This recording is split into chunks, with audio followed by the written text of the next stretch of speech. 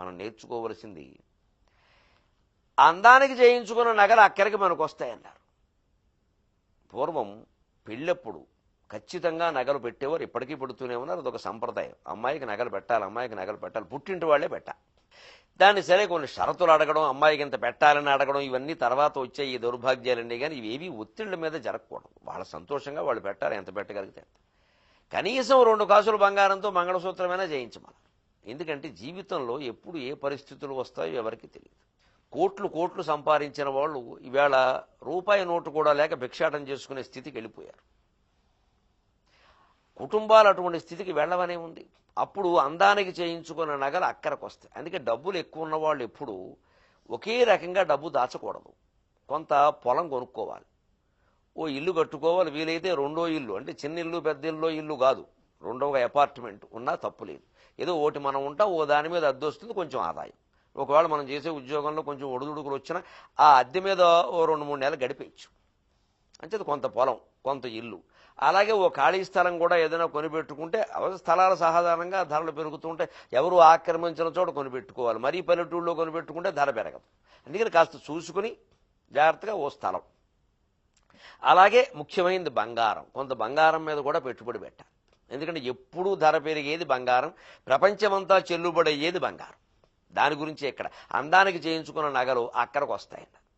ముఖ్యంగా స్త్రీలు ఏదైనా డబ్బు గురించి కోరినప్పుడు డబ్బు రూపంలో ఉంటే అటు ఇటు పాడవుతుందయ్యా, ఓ నగ చేయించుకో అంటే వాళ్ళకు కూడా ఆనందంగా ఉంటుంది. అయ్యో అంతకంటేనా భలేవారే, మా ఆయన ఎంత మంచివాడో, డబ్బు అడిగితే నగలు చేయిస్తాను. ఎందుకంటే అడిగిన డబ్బు కంటే ఎప్పుడూ నగకి 5-10 వేలు ఎక్కువే అవుతుంది. కానీ పర్వాలేదు, ఎందుకంటే ఆ పెట్టిన పెట్టుబడి ఎక్కడికి పోదు. కాస్త కాపాడుకోగలిగితే జాగ్రత్త. ఈ బ్యాంకులు ఉన్నాయి, నష్టమే ఉంది, అందరివి పోతున్నాయా, అంత భయపెట్టేయకూడదు. అందుకని ఉన్నాయి, ఉన్నంతలో పర్వాలేదు. అలాగే కొంత విడిగా మనకు అత్యవసరమైతే ఏ అనారోగ్యానికో మళ్ళీ ఎవరిని అడగక్కలేకుండా కొంత వెంటనే తీసుకుందుకు వీలుగా ఉండాలి. ఇలాగ పొలము, ఇల్లు, స్థలము, బంగారము, డబ్బు, ఆ డబ్బును కూడా మళ్ళీ 4-5 రకాలుగా బ్యాంకులో ఫిక్స్డ్ డిపాజిట్లు కొంత, పోస్ట్ ఆఫీసులో పీపీఎఫ్లో కొంత, ఏదో ఎల్ఐసిలో కొంత, మొత్తం మీద చిట్ ఫండ్ కంపెనీలో పెట్టి పాడు చేయకుండా నమ్మకమైన చోట ఎక్కడ పెట్టినా 4-5 చోట్ల పెడితే పర్వాలేదు. ఉంటుంది, ఒకటి పోయినా ఒకటి ఉంటుంది, కనీసం గుణపాఠం అవుతుంది. ఇదంతా బతుకు తెరువుకి ఎంత ఉపయోగిస్తుందండి. ఆ వయసులో సంపాదించాలి, ఆ వయసులో సంపాదించాలి. ఆ 30-40 ఏళ్ల వయసులో మనిషికి లక్ష్యం ఏమిటంటే జీవితానికి సరిపడి సంపాదించాలి, కష్టపడాలంతే. 5 ఏళ్ల వయసులో మనిషికి లక్ష్యం ఏమిటి? పక్కదడపకుండా పడుకుంటే చాలు, అదే గొప్ప విజయం. 10 ఏళ్ల వయసులో మనిషికి గొప్ప విజయం ఏమిటి? ఘన విజయం సాధించాల్సింది తోడు లేకుండా పడుకోగలిగితే చాలు, అదే ఘన విజయం. 20 ఏళ్ల వయసులో మనిషికి ఘన విజయం ఏమిటి? జీవితాంతం నిలబడగలిగేటువంటి మరి 4 స్నేహితులను సంపాదించుకోగలిగితే చాలు. మంచి స్నేహితులను సంపాదించుకోవాలి. 20 ఏళ్ల వయసులో కలుపుగోలుగా ఉండాలి, స్నేహాలు పెంచుకోవాలి. 30 ఏళ్ల వయస్సులో సమస్త శృంగార భోగాలు, వాత్స్యాయన కామసూత్రాల ప్రకారం, కుక్కోకం ప్రకారం వరుసగా అనుభవించాలి. అదే వయస్సులో. 40 ఏళ్ల వయసులో మళ్ళీ రంగు మారుతుంది, చూసుకోండి, సరిగ్గా రంగం చిత్రం తిరుగుతుంది. 40 ఏళ్ల వయస్సులో కూడా 30 ఏళ్ల వయసులోలాగే శృంగార భోగాలు అనుభవిస్తూనే జీవితానికి సరిపడ సంపాదించాలి. తర్వాత సంపాదించలేదు. 50 ఏళ్ల వయసులో కూడా 40 ఏళ్ల వయస్సులాగే సంపాదన మీద దృష్టి పెట్టాలి. తర్వాత వృద్ధాప్యంలో అనారోగ్యాలు వస్తాయి, ఇబ్బందులు వస్తాయి, సంపాదించుకోవాలి, కష్టపడాలి. 50 ఏళ్లు దాటాయి, 60 ఏళ్లు వచ్చాయి, మళ్ళీ వెనక్కి వెళ్ళాలి, కిందకి తిరుగుతోంది చక్రం. 60 ఏళ్ల వయస్సులో కూడా 30 ఏళ్లంత కాకపోయినా శృంగారపరమైన సరసమైన ఉత్సాహాలు దెబ్బతినకుండా ఉంటే వాడు ఘన విజయం సాధించినట్టే. ఇంకా కాస్త భ్రమపడగలుగుతున్నాడు అంటే చాలు, ఏదో సరసం సరదా. 70 ఏళ్ల వయస్సులో సరిగ్గా 20 ఏళ్ల వయస్సులో సంపాదించిన స్నేహితుల్ని 70 ఏళ్ల వరకు అట్టి పెట్టుకోగలిగాడు అంటే వాడు ఘన విజయం సాధించినట్టే, వాడు మానవతావాదే. 80 ఏళ్ల వయస్సులో మళ్ళీ 10 ఏళ్ల వయస్సు వాళ్ళలాగే తోడు లేకుండా పడుకోగలిగాడంటే ఘన విజయం సాధించినట్టే. 85 ఏళ్ల వయస్సులో మళ్ళీ 5 ఏళ్ల వయస్సులో లాగే పక్క తడపకుండా ఉంటే ఘన విజయం సాధించినట్టే. ఇంతేనండి జీవితంలో, ఇంతకంటే ఘన విజయాలు ఏం అక్కర్లేదు. జీవితం పరిపూర్ణం అయిపోయినట్టే. సరే, ఆత్మజ్ఞానం అనేది ఎలాగూ ఉంది, అది ఏ జన్మకు వస్తుందో చెప్పలేదు. అన్ని సర్వే గుణా కాంచనమాశ్రయంతి, సంస్కృతం. డబ్బుకు లోకం దాసోహం Telugu. Money makes many things English. పైసామే పరమాత్మ హిందీ. ఇంకా నాకు తెలిసిన భాషలు చెప్పాను, మీకు తెలిసిన మీరు చెప్పుకోండి. ఏముంటాయి? అర్థము సకలార్థ సాధనము అని కూడా అన్నారు. డబ్బు ఉంటే అన్నీ వచ్చేస్తాయి. అలా మనిషిని బానిసం చేసింది. పైగా డబ్బు గలట్టివాడు కొరడా చలిపింపకయే జగమ్ము తబ్బిబ్బైపోవు, వాని పెదవిన్ కనిపించిన అక్షరములు, వాని పెదవిన్ కనిపించిన అక్షరములు అబ్బొబ్బు త్రిశూల శాసనములు. వాని పెదవిన్ కనిపించిన అక్షరములు అబ్బొబ్బు త్రిశూల శాసనములు. అందవు వాని మనఃప్రణాళికల్, అందవు వాని మనఃప్రణాళికల్. డబ్బొకటున్న చాలు జగడంబులు జబ్బులు ఇకేమి కావలెన్. డబ్బొకటున్న చాలు జగడంబులు జబ్బులు ఇకేమి కావలెన్. డబ్బొకటున్న చాలు. ఎంత చిత్రంగా చెబుతుందో తరంగం చూడండి. ఇవాళ వాస్తవంగా జరుగుతున్న విషయాలు. డబ్బు ఉంటే చాలండి, ఇంకేం అక్కల. డబ్బు గలట్టివాడు కొరడా జళిపింపకయే జగమ్ము తబ్బిబ్బైపోవు. 100 కోట్లు సంపాదించిన వాళ్ళు ఉంటారే లోకంలో, వాళ్ళు బెదిరించక్కర్లేదండి. అసలు క్రీగంటితో ఇలా చూసి అయ్యగారు కోపం వచ్చింది అంతే. ఇంకా కొరడా జడిపించలేదండి. జడిపింపకయే అంటున్నాడు కవి ఇక్కడ. జడిపించినచో కాదు, జడిపించినచో అన్న పద్యం బాగానే ఉంటుంది, గణభంగం ఏమి రాదు. కానీ జడిపింపకయే. డబ్బు ఉన్నవాడికి అంత భయపడతాం మనం. ఆయన పెద్ద ఇండస్ట్రియలిస్ట్ అని. ఏమిటి ఇండస్ట్రియలిస్ట్? ఇండస్ట్రియలిస్ట్ అంటే శ్రమ పడేవాడు, పెట్టుబడి పెట్టేవాడు కాదు. ఇండస్ట్రీ అంటే శ్రమ. నిజమైన ఇండస్ట్రియలిస్ట్ ఎవడంటే సంస్థలో పనిచేసే కార్మికుడు. నిజవర్గమునందు అనుకూల వృత్తి. ఎప్పుడు ఒక వ్యక్తి సమాజంలో కొన్ని సంస్థలు పెట్టి, లేదా పత్రికలు పెట్టి, టీవీలు పెట్టి, లేదా ఏదైనా రకరకాల సెలబ్రిటీ అంటారు, ఒక లోకంలో చెప్పుకోదగినటువంటి స్థాయికి చేరితే, వ్యాపార సంస్థలు పెట్టి చేరితే బంధువర్గంలో ఎప్పుడూ అసూయ ఉంటుంది. అందుకే వాళ్ళ దగ్గర ఎప్పుడైనా మీ వాడండి పెద్ద సంస్థ పెట్టారండి హైదరాబాద్లో, చాలా గొప్ప వ్యాపారం అండి అని అంటే వెంటనే వాడండి వాడొకప్పుడు ఇక్కడ గోళిక్కాయలు ఆడుకునేవాడు, నేనే వాడికి చదువు చెప్పించా గాలికి తిరుగుతుంటే అంటాడు ఈ బంధువు. ఈ తోడలుడు మేనమామో ఎవడైనా సరే చచ్చినా వాడు గొప్పతనం ఒప్పుకోడండి. గొప్పవాళ్ళు ఎవరైనా ఉంటే వాళ్ళు మనవాళ్ళని చెప్పుకుంటాం మనం, కానీ మనవాళ్లే గొప్పవాళ్ళైతే తట్టుకోలేము. ఇదో విచిత్ర ప్రవృత్తి. మనవాడు గొప్పవాడన్న బంధువులు ఎవరు అంగీకరించరు. సాధారణంగా 90% బంధువులు వాళ్ళలో లోపాలు చూపిస్తారు. వాడాండి వేళ పెద్ద నీతులు చెబుతున్నాడు కానీ వాడు 6వ తరగతిలో అమ్మాయి జడలాగాడంటాడు. 6వ తరగతిలో అమ్మాయి జడలాకపోతే అది శంకరాచార్యుల అద్వైతం బోధిస్తాడా? కొరడా జడిపింపగే జగమ్ము తబ్బిబ్బైపోవు. వాని పెదవిన్ కనిపించిన అక్షరములు అబ్బొబ్బో త్రిశూల శాసనములు. కనిపించిన అక్షరములు అంటున్నాడు కవి. పెదవిని కనిపించినటువంటి అక్షరాలు, పెదవుల మీద అక్షరాలు కనిపిస్తాయా? వినిపిస్తాయి. కానీ అంటే వినిపించక్కర్లేదు. అంటే వాడి నోట్లోంచి మాట బయటికి రావక్కర్లేదు, డబ్బులున్న వాడి నోట్లోంచి. అసలు ఇంకా వాడు ముక్కు పొటాలు అదురుతూ ఉంటే పెదవులు అపరావు అనగా అపర వచ్చేస్తారు అక్కడికి. ఎందుకు డబ్బు ఉంది. అదే డబ్బు లేని వాడు పిలిస్తే ఎవడు రాడు. డబ్బు ఉన్నవాడు పిలిచిన ఇంకా పిలవకుండానే అయ్యగారు పిలుస్తారేమో అనుకుని వచ్చేసానండి. అబ్బా, ఎందుకంటే డబ్బులు ఉన్నవాడి దగ్గర డబ్బులు ఇస్తాడు. అదే పెదవిన్ కనిపించిన అక్షరములు అబ్బొబ్బో త్రిశూల శాసనము. త్రిశూలాన్ని ధరించినటువంటి పాలాక్షుడి శాసనం కూడా ఎక్కడైనా దెబ్బతింటుందేమో మనకి తెలియదు, కానీ వీడి శాసనం దెబ్బతిందండి. వీడి శాసనం ప్రకారం ప్రభుత్వాలు నడుస్తాయండి. వీళ్ళ ప్రభుత్వాలు ఏమిటండి? సర్వసంగ పరిత్యాగులైన సన్యాసులు డబ్బుకు లొంగిపోతారు. అందవు వాని మనఃప్రణాళికలు. బాగా డబ్బు పెరిగిపోయిన తర్వాత 100 కోట్లలోంచి 1000 కోట్లలోకి వెళ్ళిపోయాక వ్యాపారాలు, ఆదాయాలు, రకం తిప్పడాలు. రకం తిప్పడం అనేది చక్కని తెలుగు మాట. టర్న్ ఓవర్ అనే దానికి దీన్ని వాడాలి. రకం తిప్పడం అనేవారు పూర్వం బాగా ధాన్యం బస్తా 2 రూపాయలు అమ్మే రోజుల్లోనే వాళ్ళ వ్యాపారం అంటే సంవత్సరానికి 10,000 రకం తిప్పుతాడు అనేవారు. ఆ రకం తిప్పడమే టర్న్ ఓవర్. అంటే వస్తుంది వెడుతుంది టర్న్ ఓవర్, రకం తిప్పడం అనేవారు. అలాగే 1000 కోట్లు రకం తిప్పుతున్న వాళ్ళ యొక్క మనస్సులు ఎలా ఉంటాయి అంటే అందవు అని మనఃప్రణాళిక. మనస్సులో ఏముందో, ఏది ఎందుకు చేస్తున్నాడో తెలియదు.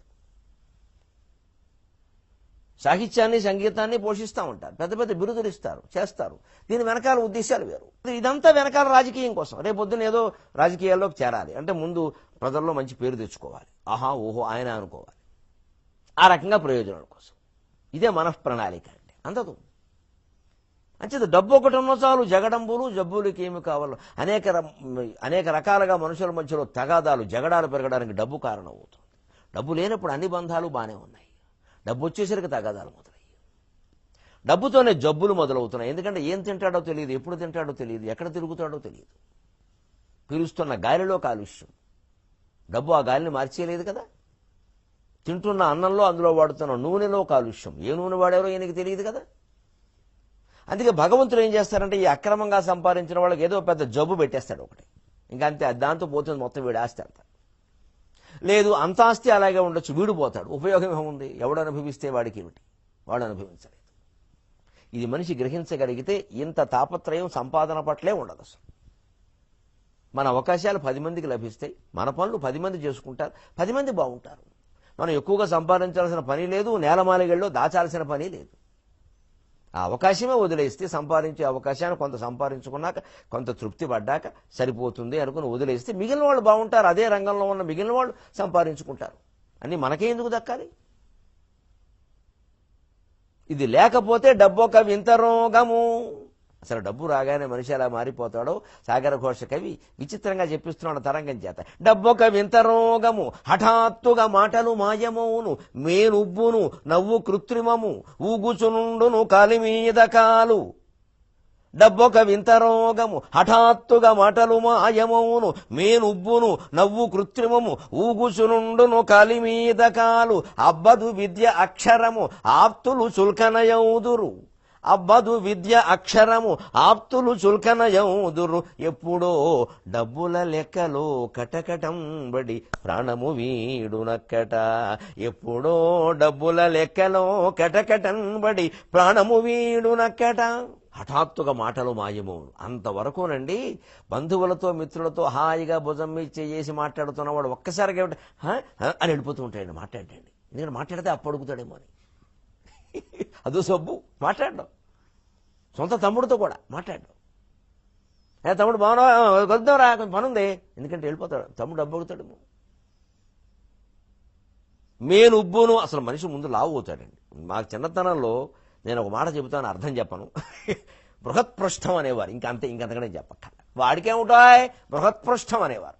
మాకు ఆ మాట అర్థం కావడానికి 1 ఏడాది బట్టి. మా నాన్నగారు అస్తమాన్ అనేవారు. అంతే, బాగా ఇంకా ఒళ్ళో సర్వావయవాలు లావే. అసలు వాడు గుడెరుగు మీద కూర్చుంటే 3 చోటు ఇవ్వాల్సిందే, ఎందుకంటే డబ్బు ఉంది. ఎందుకంటే ఆయన రాగానే ఆ గుడెరుగు మీద అందరూ కబుర్లు చెప్పుకునే చోటకి ఈయన రాగానే ఈయన సన్నగా ఉన్నా సరే 3 లేచి నిలబడేవారు. అందుకని మా నాన్న అనేవారు, నిలబడతారయ్యా వారు బృహత్పృష్టం అనేవారు. డబ్బులున్నాయి బాగా అని. అంతే, నేను ఉబ్బును. నవ్వు కృత్రిమము, ఎవరిని చూసినా సరే నవ్వడం అండి. హాయిగా చిన్నపిల్లలు నవ్వినంత హాయిగా నవ్వడం ఉండదండి. అంటాడు, నీ గట్టిగా నవ్వితే ఏమైనా చందా అడుగుతాడేమో, ఎక్కడికైనా రమ్మంటాడేమో, లేకపోతే తను కూడా వస్తానంటాడేమో, టికెట్ తీయాలేమో. నవ్వు కృత్రిమము. అంతేకాదు అసలు మామూలుగా కూడా ఇలా కాళ్ళు ఇలాగా ఊగుతూ ఉంటాయండి. మనకి కాళ్ళు ఊపడం శని అని చెప్పారు మామూలుగా పూర్వాచారంలో. శాస్త్రంలో ఉందో లేదో నాకు తెలియదు, కానీ మామూలు సంప్రదాయంలో ఉందో అన్నమాట. కాళ్ళు ఊపడం శని, ఊపద్దనేవారు. ఎందుకో తెలుసా, బాగా డబ్బు పట్టినవాడు, గర్వం ఉన్నవాడు కాళ్ళు ఊపుతూ ఉంటాడండి. అది ఫలితం, నిజానికి కార్యం. కారణమేమో డబ్బు ఉండడం. కానీ లోకంలో సంప్రదాయం ఎలా వచ్చిందంటే కార్యాన్ని కారణంగా మార్చారు. మనుషుల ప్రవృత్తులను బట్టి కార్యకారణ సంబంధాలు దెబ్బతింటూ ఉంటాయి. వేదాంత శాస్త్రంలో కూడా ఉంటుంది ఈ విషయం, మార్పు చెందుతాయని ఆయన. ఫలితాన్ని బట్టే, కార్యాన్ని బట్టే కారణాన్ని ఊహించడం. ఊపుతున్నాడంటే బాగా డబ్బులున్నాయి, గర్వం వచ్చిందనమాట. ఊపకరా అబ్బాయి అన్నట్టు. ఊపితే శని, లక్ష్మీదేవి వెళ్ళిపోతుందని కూడా అంటారు. ఇంకా కాలు మీద కాలేసి ఊపడం, పెద్దవాళ్ళు వచ్చినా కాలు తీయకపోవడం, అందులో బూటుకాళ్ళు, ఇది మరీ దరిద్రం. పెద్దవాళ్ళు వచ్చినప్పుడు బూటుకాళ్ళతో కూర్చోకూడదు అసలు. మనకంటే పెద్దవాళ్ళు, వాళ్ళు ఎందులో గొప్పవాళ్ళు కాదు, పక్కనట్టు మనకంటే వయస్సులో పెద్దవాళ్ళు, అది చాలు. ఒకళ్ళు కూర్చోవలసి వచ్చింది తప్పనిసరి, అస్తమానం విప్పలేరు కదా, ఇలా కూర్చోవాలి. మామూలుగా కాలిమి కాలేయకూడదు. ఆడ మగ ఎవరైనా సరే మనకంటే పెద్దవాళ్ళు ఉన్నారు అంటే వేయకూడదు, వెంటనే తీసేయాలి. కానీ డబ్బు గర్వం, ఏమిటండి పండితులు అయితే ఏమిటట, ఇలాంటి పండితులు 100 మందిని పిలిచాం మనం మా షష్ఠపూర్తికి. వీడు షష్ఠపూర్తికి వెళ్ళాం పండితుల పని. అబ్బదు విద్య అక్షరము, ఇంక అప్పుడు చదువుకుందామన్నా లాభం లేదు. వీడికి అబ్బినా చదువు వీళ్ళ పిల్లలకి అబ్బదు. అందుకే లక్ష్మీదేవి ఉన్న చోట సరస్వతీదేవి ఉండదనే మాట ఎందుకు వచ్చిందంటే ఇందుకే. వాళ్ళిద్దరేమీ అత్తాకోడళ్ళు కాదు. లక్ష్మీదేవి ఏ ఆసుపత్రిలోనూ పురుడు పోసుకుని బ్రహ్మదేవుడిని కనలేదు. బ్రహ్మదేవుడికి సరస్వతీదేవికి ఏ టీటీడీ కళ్యాణ మంటపంలోనూ వివాహం జరగలేదు. మన మధ్య ఉండే సంబంధాలు వాళ్ళ మధ్య అంటగట్టి మాట్లాడద్దు. విష్ణువు సృష్టికి మూలం. సృష్టి చేయవలసినటువంటి బ్రహ్మ ఆయన గర్భంలో ఉండే కమలం నుంచి పుట్టాడు. ఆ విష్ణుమూర్తికి భార్య లక్ష్మీదేవి కావడం వల్ల విష్ణుమూర్తి గర్భరూపంలో ఉన్నటువంటి కమలం నుంచి బ్రహ్మదేవుడు పుట్టడం వల్ల ఆయన్ని విష్ణు సంతానం అన్నారు. అంతేకాని ఆధార్ కార్డులో బ్రహ్మ సన్ ఆఫ్ విష్ణుమూర్తి అని ఎక్కడ రాయలేదు. ఇవి భావనాత్మకమైన విషయాలు. వాటిని మన సంబంధాల్లాగే ప్రత్యక్షం చేసి మాట్లాడకూడదు. లక్ష్మీదేవి ఉంటే సరస్వతీదేవి ఉండదు, సరస్వతీదేవి ఉంటే లక్ష్మీదేవి ఉండదు. ఇవి చేతకాని వాళ్ళు పుట్టించిన సామెతలు. ఎందుకంటే బాగా విద్వాంసులు ఉంటారు, కొంతమంది సంపాదించుకుంటారు, కానీ బోళాతనం కారణంగా, అనవసరపు ఔదార్యాల కారణంగా, పెళ్లిళ్ళకి, పేరెంటాలకి, విందులకి, వినోదాలకి, మెహర్బానీ కోసం విపరీతంగా ఖర్చు పెట్టడం కారణంగా డబ్బు పోగొట్టుకుంటారు, లేదు వ్యసనాల కారణంగా పోగొట్టుకుంటారు. అలా పోగొట్టుకున్నామని చెప్పడం ఇష్టం లేక, ఏమిటోనండి పూర్వం అంటూనే ఉంటారుగా చదువుకున్న వాళ్ళ దగ్గర ఉండమని, అలాగే మా డబ్బు కూడా పోయింది. అలా పోలా, నీ బుద్ధిమాంద్యం వల్ల పోయింది. చదువుకుని సంపాదించుకుని బాగున్న వాళ్ళు చాలామంది ఉన్నారు. వాళ్ళని ఎందుకు ఆదర్శంగా తీసుకోమండి? చెడిపోయిన వాళ్ళని ఎందుకు ఆదర్శంగా తీసుకుంటున్నాం? మనం చెడిపోయాం కాబట్టి. మనం చెడిపోయామనే విషయాన్ని తేలిగ్గా చేయడం కోసం 10 మంది చెడిపోయిన వాళ్ళ చరిత్రలు మనం చెబుతూ ఉంటాం. అక్కడ పరీక్షల్లో మార్కులు తక్కువ వచ్చేవాడు, చదువు రానివాడు మీరు గమనించండి. బళ్ళో ఎప్పుడైనా సరే వాడు ఆ రాని వాళ్లతోటి, ఆ మార్కులు తక్కువ వచ్చే వాళ్ళతోటి, అలరజనంతో చేరతాడు. తెలివైన వాడితో చేరడు. చేరితే వాడికి లోపల దొల్చేస్తూ ఉంటుంది. వీడుకున్న తెలివి నాకు లేదు, వీడుకున్న మార్కులు లేదు. అందుకని వాడికంటే తక్కువ వచ్చేవాడి దగ్గర చేరతాడు వీడు. అప్పటికి వాడు కాస్త గొప్పవాడి కింద అనిపిస్తుంది. సహజం ఇది. ఇలా మనం మానవుల బుద్ధుల్లో ఉండేటువంటి చాంచల్యం కారణంగా, హీనత్వం కారణంగా దేవతలను హీనులు చేస్తే ఎలాగండి? నాకు చాలా బాధగా ఉంటుంది. లక్ష్మి ఉంటే సరస్వతి ఉండదా? సరస్వతి ఉంటే లక్ష్మి ఉండదా? ఎందుకు ఉండదు అంటే, డబ్బు ఉన్నవాడు ఎప్పుడూ ఆ డబ్బు గురించి పిల్లల దగ్గర మాట్లాడుతూ ఉంటాడు. మనకేమిటో అంత ఉంది, ఎంత ఉంది అంటాడు. వెనక పెద్ద మనిషిని చూశాను నేను మా చిన్నతనంలో. స్కూటర్ మీద ఉద్యోగానికి ఎడుతూ స్కూటర్ మీద బయటకు వచ్చి కావాలనే భార్యని ఆ 10,000 పట్టుకురా, 100 కట్టి అప్పట్లో చాలా పెద్దది, 71లో చాలా, 71లో 10,000 అంటే చాలా ఎక్కువ. 10,000 పట్టుకురా అని వీధిలో ఉన్నవాడు నోట్లో సిగరెట్ పెట్టుకొని ఆ 10,000 కట్ట పిలిచి స్కూటర్ మీద నుంచి లెక్కెట్టాడు. ఇలాగా వీడి దగ్గర డబ్బు ఉండదురా అన్నారు మా నాన్నగారు చూసి. ఆయన చెప్పిన 6 నెలల్లో వాడు నాశనం అయ్యాడు. అదే డబ్బును గౌరవించే విధానం. నోట్లో సిగరెట్ పెట్టుకుని డబ్బులు ఎక్కడతావా అంటే, నాకు పైగా 10 మంది చూస్తూ ఉండగా అబ్బదు విద్య ఈ స్థితిని వాడు కొడుకు చూస్తాడు.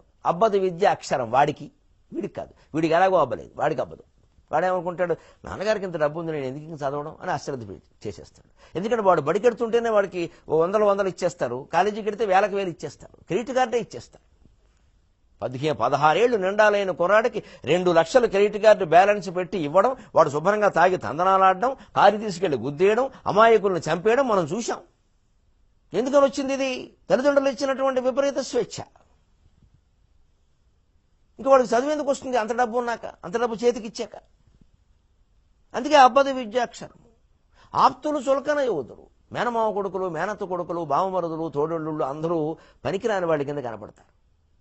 మీ తోటోళ్ళు గారు కనపడ్డారండి, మనం ఒక జమీందారుతో వాడేదో అలా అంటూ ఉంటే అలా దూరం చుట్టరేగా, దగ్గర కాదు, దూరం అయిపోతారు వెంటనే. ఎందుకంటే డబ్బు ఉన్నవాడు, ఆయనకి డబ్బు లేదు. అదే వాడికే డబ్బు ఉందనుకోండి, అయ్యో ఆయన మాకు బాగా దగ్గరండి బాబు. అంత దగ్గర కాదండి, వేలు విడిచినా కాలు విడిచినా ఏం విడవలేదండి, అన్నీ ఒకటేనన్నట్టు. వీడు డబ్బు ఉంటే అన్నీ కలిసిపోతాయండి, డబ్బు లేకపోతే ఏం కుదరదండి. అన్నిటికీ డబ్బే మూలం.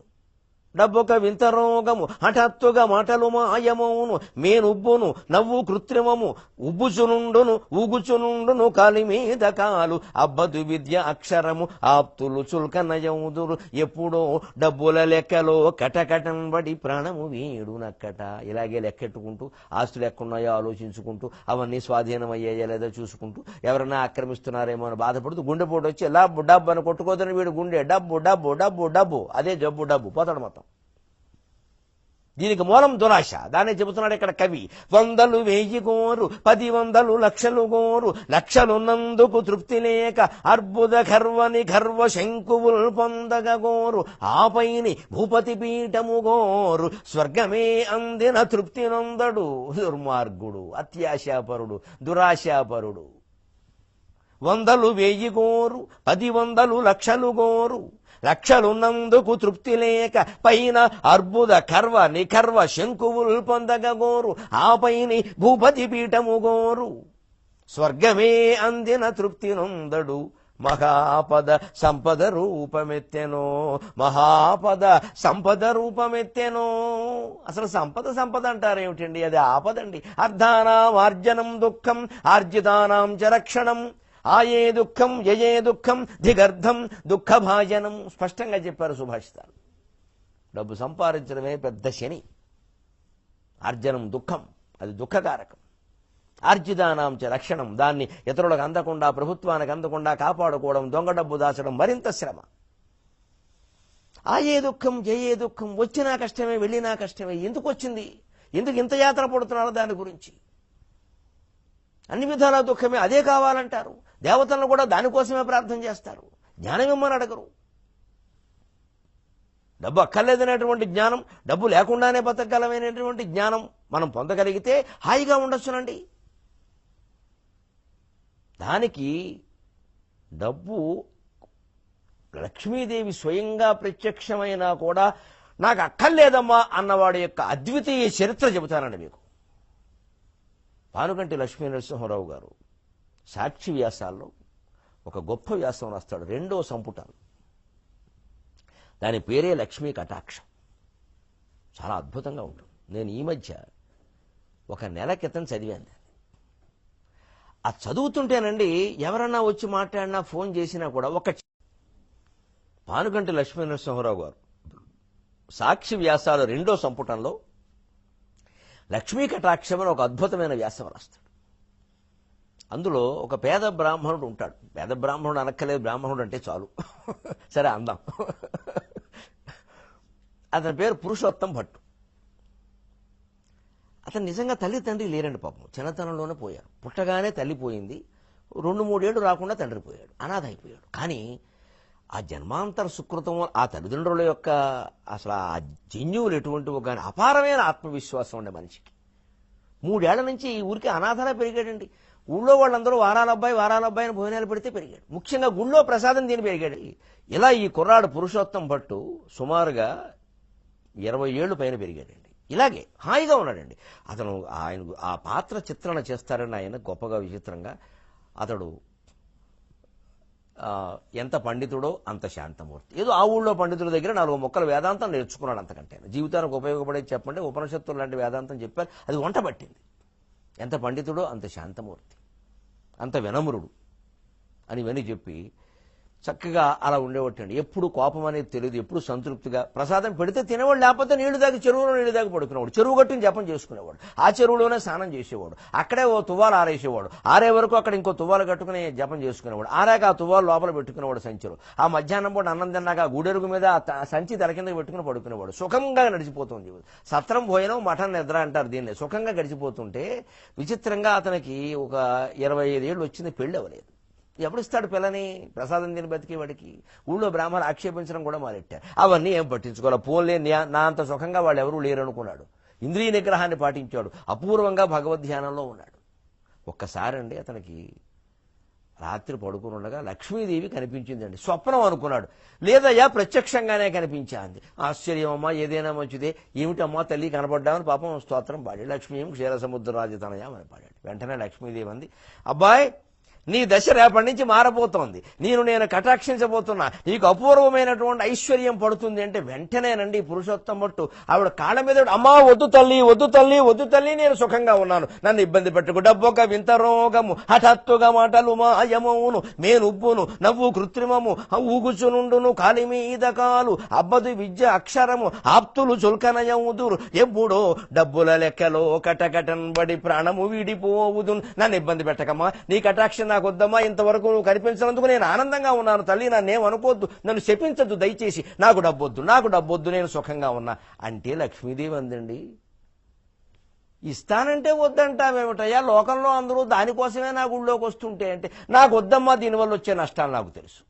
ఈ పాటి నన్ను ప్రేమించేవాడు కూడా ప్రేమించడు, నా దగ్గర అప్పులు అడుగుతాడు, ఇవ్వడు, వాడి గురించిన బెంగ, ప్రామిసరీ నోట్లు దాచుకోవాలి, బిళ్ళలు అంటించుకోవాలి, నా అరికే అరిగిపోతుందమ్మా, నాకు వద్దమ్మా, నన్ను ఇలా బతకనయ్యమ్మా, నేను ప్రసాదం తిని బతుకుతున్నా, 2 పంచెలు ఉన్నాయి నాకు, అంతే చాలమ్మా అంటే వినలేదండి లక్ష్మీదేవి. దేవతలు అనుగ్రహించినా కష్టంగానే ఉంటుంది ఒక్కోసారి. నీ పూర్వజన్మ సుకృతం పండి నీకు ఐశ్వర్యం పట్టబోతోంది, పూర్వజన్మ కర్మకి ప్రతినిధిగా నేను వచ్చాను కానీ నేను ప్రత్యేకించి అనుగ్రహించలేదండి. ఇది దైవానుగ్రహం, దయచేసి గ్రహించండి. దేవతలు ప్రత్యేకించి అనుగ్రహించరు, మన పూర్వజన్మ కర్మే మనకు అనుగ్రహం రూపంలో కనిపిస్తుంది. అది డబ్బు అయితే లక్ష్మీదేవి రూపంలో కనిపిస్తుంది, చదువు రావాల్సి ఉంటే సరస్వతీదేవి రూపంలో కనిపిస్తుంది. అంతేగాని దేవతలకు మన మీద ప్రత్యేకమైన ద్వేషం కానీ ప్రత్యేకమైన ప్రేమ కానీ ఉండవు. మన పూర్వజన్మ కర్మలే మనకు అనేక రకాల పరిస్థితులు తెలియజేస్తాయి. అంచేత మన ఏవ మనుష్యాణం కారణం బంధమోక్షయో. నీ పూర్వజన్మ సుకృతం ప్రకారం నీకు వస్తోందయ్యా, ఇవ్వలసిన బాధ్యత నాది, ఇవ్వకపోతే ఎలా ఊరుకుంటారే? ప్రభుత్వం అనేది ఏదో డబ్బు మంజూరు చేశాక తీసుకునేవాడు తీసుకోకపోతే తిరిగి మళ్ళీ ప్రభుత్వానికి పంపించవచ్చు, ఇక్కడ అవకాశం లేదా, ఇది నీ కర్మేనయ్యా అని ఆవిడ సరదాకు ఓ మాట అంటాడు అక్కడ పానుగొంటి వారు. మినపస్తు ఉండలు 10 ఉండలు ఒకటి తింటే కడుపు నొప్పి ఇంకోటికి వస్తుందా? ఎవడు తిన్నాడో వాడికే వస్తుంది కదా. అందుకని పుణ్యకర్మ కూడా అంతేనయ్యా, నువ్వు అనుభవించి తీరాల్సిందే అంటేనండి. పురుషోత్తం భట్టు భయపడి అమ్మా సరేనమ్మా, నీ కోపం వస్తే ఏమంటావో తెలియదు, నువ్వు అనుగ్రహిస్తానంటే కాదండం కూడా తప్పేనమ్మా, నాకు తెలియదు పిచ్చి బ్రాహ్మణ్ణి, ఇంతవరకు సుఖంగా ఉన్నాను, సత్రం భోజనం మఠం నిద్ర, నన్ను ఎందుకు ఇబ్బంది పెడతావు తల్లి అని పోని ఒక్క పని చేయమ్మా, నువ్వు ఎప్పుడు వెళ్ళిపోతావో చెప్పవమ్మా నాకు అన్నాడు. ఆవిడ కాళ్ళెట్టుకుని వెంటనే ఆశ్చర్యకరం అండి, నువ్వు ఎప్పుడు వెళ్ళిపోతావో నాకు ముందు చెప్పమ్మా, వస్తే రాని డబ్బులు రాని, నేను నా మనస్సును నిగ్రహించుకుంటా, ఇది వెళ్ళిపోయేదే నాకు తెలవాలి అంటే హఠాత్తుగా వెళ్ళిపోకమ్మా, ఎప్పుడు వెళ్ళిపోతావో ఒక వారం రోజుల ముందు చెప్పమ్మా అన్నాడు. అంటే వారం రోజులు ఎందుకయ్యా, ఇప్పుడే చెప్పేస్తున్నానండి. ఆశ్చర్యం అండి, ఇది ఎంత గొప్ప కథ నిజంగాను, చాలా ఆశ్చర్యం అండి. వారం రోజులు ఎందుకు, నేను ఎప్పుడు వెళ్ళిపోతానో ఇప్పుడే చెబుతాను. ఆవిడ ఆ రూపంలో ముత్తైదువులా వచ్చి ఇంట్లో ఉంటే అంతకంటే అదృష్టం ఉందా? అలా రాదు ఆవిడ స్వరూపం డబ్బులో వస్తుంది. మరి లక్ష్మీదేవి స్త్రీ స్వరూపంలో ఉంటే పరిస్థితి వేరు, డబ్బు రూపంలో ఉంటే వేరు. అక్కడి నుంచి తనకి ఇప్పటి వరకు బ్రహ్మచారిగా సుఖంగా ఉన్నాడు, సత్రం భోజనం మఠం నిద్ర, ఎవడో పిల్లనిస్తాడు, ఒక పిల్లనేమి చేసుకున్నంతమంది పిల్లలు ఇస్తారు. ఇంకెక్కడి నుంచి సంతానం, స్వార్థం, అప్పుల వాళ్ళు, తీసుకునేవాళ్ళు, ఇచ్చేవాళ్ళు, రకరకాలు వ్యాపారాలు, దొంగ భక్తులు, దొంగ శిష్యులు అందరూ చేరిపోతారు. అందుకని చాలా నిజాయితీగా నాకు వద్దు తల్లి నీ కటాక్షాన్ని కాదనట్లేదు, నాకు డబ్బు వద్దమ్మా అన్నాడు. వద్దనడానికి నువ్వు అవడవయ్యా, ఇవ్వనడానికి నేనేవత్తని, అది సిద్ధాంతం అబ్బాయి. పాపకర్మ ఎలాగైతే అనుభవించక తప్పదో పుణ్యకర్మ కూడా అంతే, దీన్నే సుఖ ప్రారబ్ధం అంటారు. నీకు ఇష్టం లేనంత మాత్రాన్ని కుదరదు, ఇది అనుభవించాల్సిందే, నీకు ఐశ్వర్యం వస్తుంది. కావాలంటే ఏదో అంత ప్రాధేయపడుతున్నా కాబట్టి ఇంకేమైనా ఉంటే చెప్పు అంటే, పోన్లేనమ్మా అడుగుతున్నా, ఎప్పుడు వెళ్ళిపోతావో కాస్త చెప్పి వెళ్ళిపో అమ్మా ఒక 4-5 రోజుల ముందు అంటే, దానికేం అభ్యంతరం అయ్యా, అంతా నీ జాతకం అంతా లెక్క ఉంది కదా, ఎప్పుడు వెళ్ళిపోతారో 4-5 రోజుల ముందు ఇప్పుడే చెబుతున్నా, కావాలంటే రాసి పెట్టుకోండి, అంత పక్కాగా ఉంటుందండి కర్మ ప్రణాళిక. అయితే చెప్పమన్నాడు, ఏ రోజు నీ భార్య నువ్వు కట్టిన 7 అంతస్తుల మేడ మీదకి దాసీల సాయంతో ఎక్కి, ఏ లక్ష్మీవారం నాడు సాయంత్రం మేడ మించి కిందికి దిగుతూ, దాసీల చేయూతతో కిందికి దిగుతూ, ఎక్కడ చచ్చారా అందరూనూ, దరిద్రం పట్టిందా ఏమిటి, కొంపల్లో ఒక్కడో కూడా కనపడ్డంలా అని గట్టిగా అంటుందో, అది నేను వెళ్ళిపోవడానికి సూచన అంతే అని చెప్పిందండి. అప్పటి నుంచే ఇలాంటి సంప్రదాయాలు ఏర్పడ్డాక ఆడవాళ్ళ నోట ఈ దరిద్రమని, చచ్చారని ఇలాంటి మాటలు రావద్దు అని చెప్పారు. ఊరికే చెప్పరు పెద్దలు, అంత మాత్రం చేత ఏదో అయిపోతుందని కాదు, అది ఆ మాట అనకపోతే ఐశ్వర్యం ఉంటుందని కాదు, ఎందుకు అనాలి చెడ్డ మాటలు పనిగట్టుకుని. కానీ నేను ఆశ్చర్యపోతూ ఉంటాను, సంప్రదాయానికి ఆచారానికి పేరు పొందిన కుటుంబాల్లోనే ఈ చచ్చారు, తగలడ్డారు, పిండాకుడు, శ్రాద్ధం ఈ మాటలు ఎక్కువ వస్తాయండి. ఆశ్చర్యంగా ఉంటుంది. మన ఇళ్లలో ఐశ్వర్యం నిలబడింది ఇందుకే, అంటే మనకే నిలబడాలని లేదు, శ్రాద్ధాలు, పిండాకుళ్ళు, చచ్చావు, తగలడ్డావు ఈ మాటలు వస్తుంటే ఐశ్వర్యం ఎందుకు ఉంటుంది? అందుకే మన భాషే మనం మార్చుకోవాలి. ఇది దేవతలకు ఇష్టమయ్యే భాష కాదు. పైగా చాలా చిన్నవాటికి ఆలస్యంగా వస్తే ఎక్కడ తగలడ్డావు, తగలబడ్డం ఏమిటండి, ఎంత మాట అంటే అది, తగలబడ్డం ఏమిటి?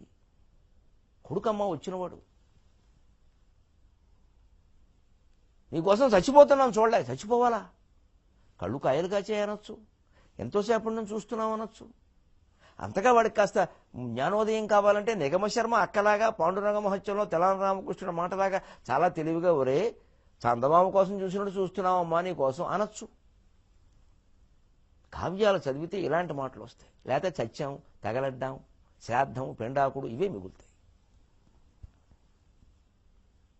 వాళ్ళకి అవే వచ్చేస్తాయి. నిత్యం ఇంట్లో ఈ పనికిమాలిన భాష తాండవం వాడుతుంటే పాలసముద్రంలో పుట్టినవాడు ఎందుకుంటుందండి? మన బతుకులు మనమే చెడగొట్టుకుంటూ ఉంటాం.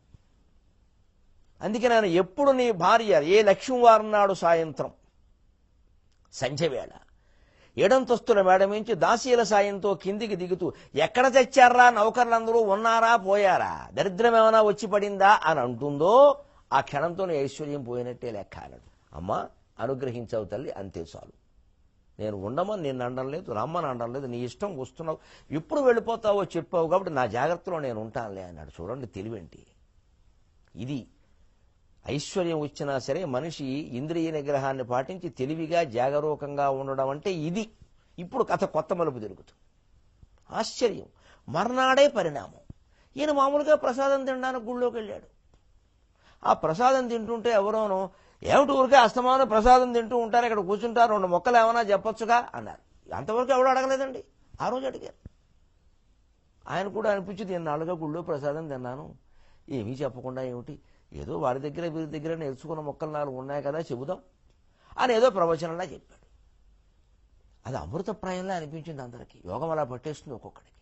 అంటే జన్మాంతర సుకృతం కలిసి వచ్చింది ఆ సమయానికి. ఏ కృషి చేయకపోయినా పట్టేస్తుంది ఒక్కోసారికి. వెంటనే గ్రహించాడు పురుషోత్తం భట్టు. చెప్పడం మొదలెట్టాడు. అంతే, దానికి ఏదో చప్పట్లు కొట్టేశారు. ఇదివరకు అరుగు మీకు కూర్చొని 100 మాటలు చెప్పినా వాడు తలకాయ బూటకట్టే కానా లేదు, వాడు ఏదో చెప్పడం మీరు వినడం అన్నారు. ఇప్పుడు పట్టేసింది. అదే మరి.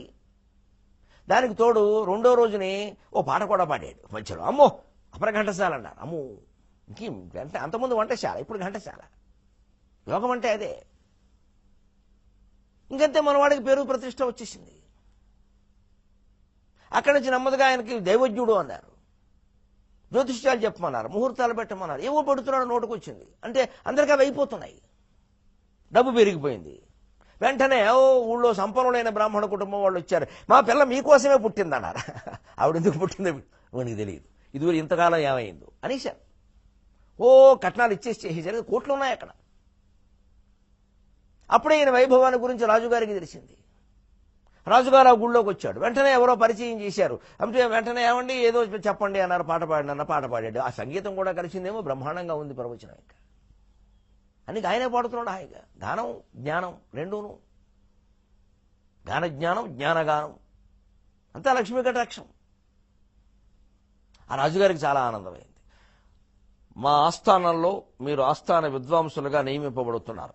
ఈ రోజు నుంచి మీరు ఎప్పుడైనా రావచ్చు, అంతఃపురం సహా అన్ని చోట్లకి మీకు స్వాగతం. మీరు మా ఆస్థాన కవిగా, ఆస్థాన ప్రవచనకర్తగా, ఆస్థాన గాయకుడుగా ఉండాలన్నారు.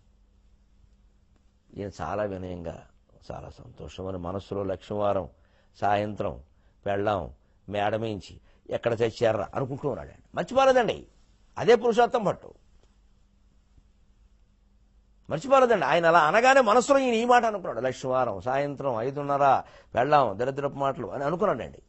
అంతవరకే ఇవన్నీ ఉంటాయి. అదే అదే జాగరూకత అంటే.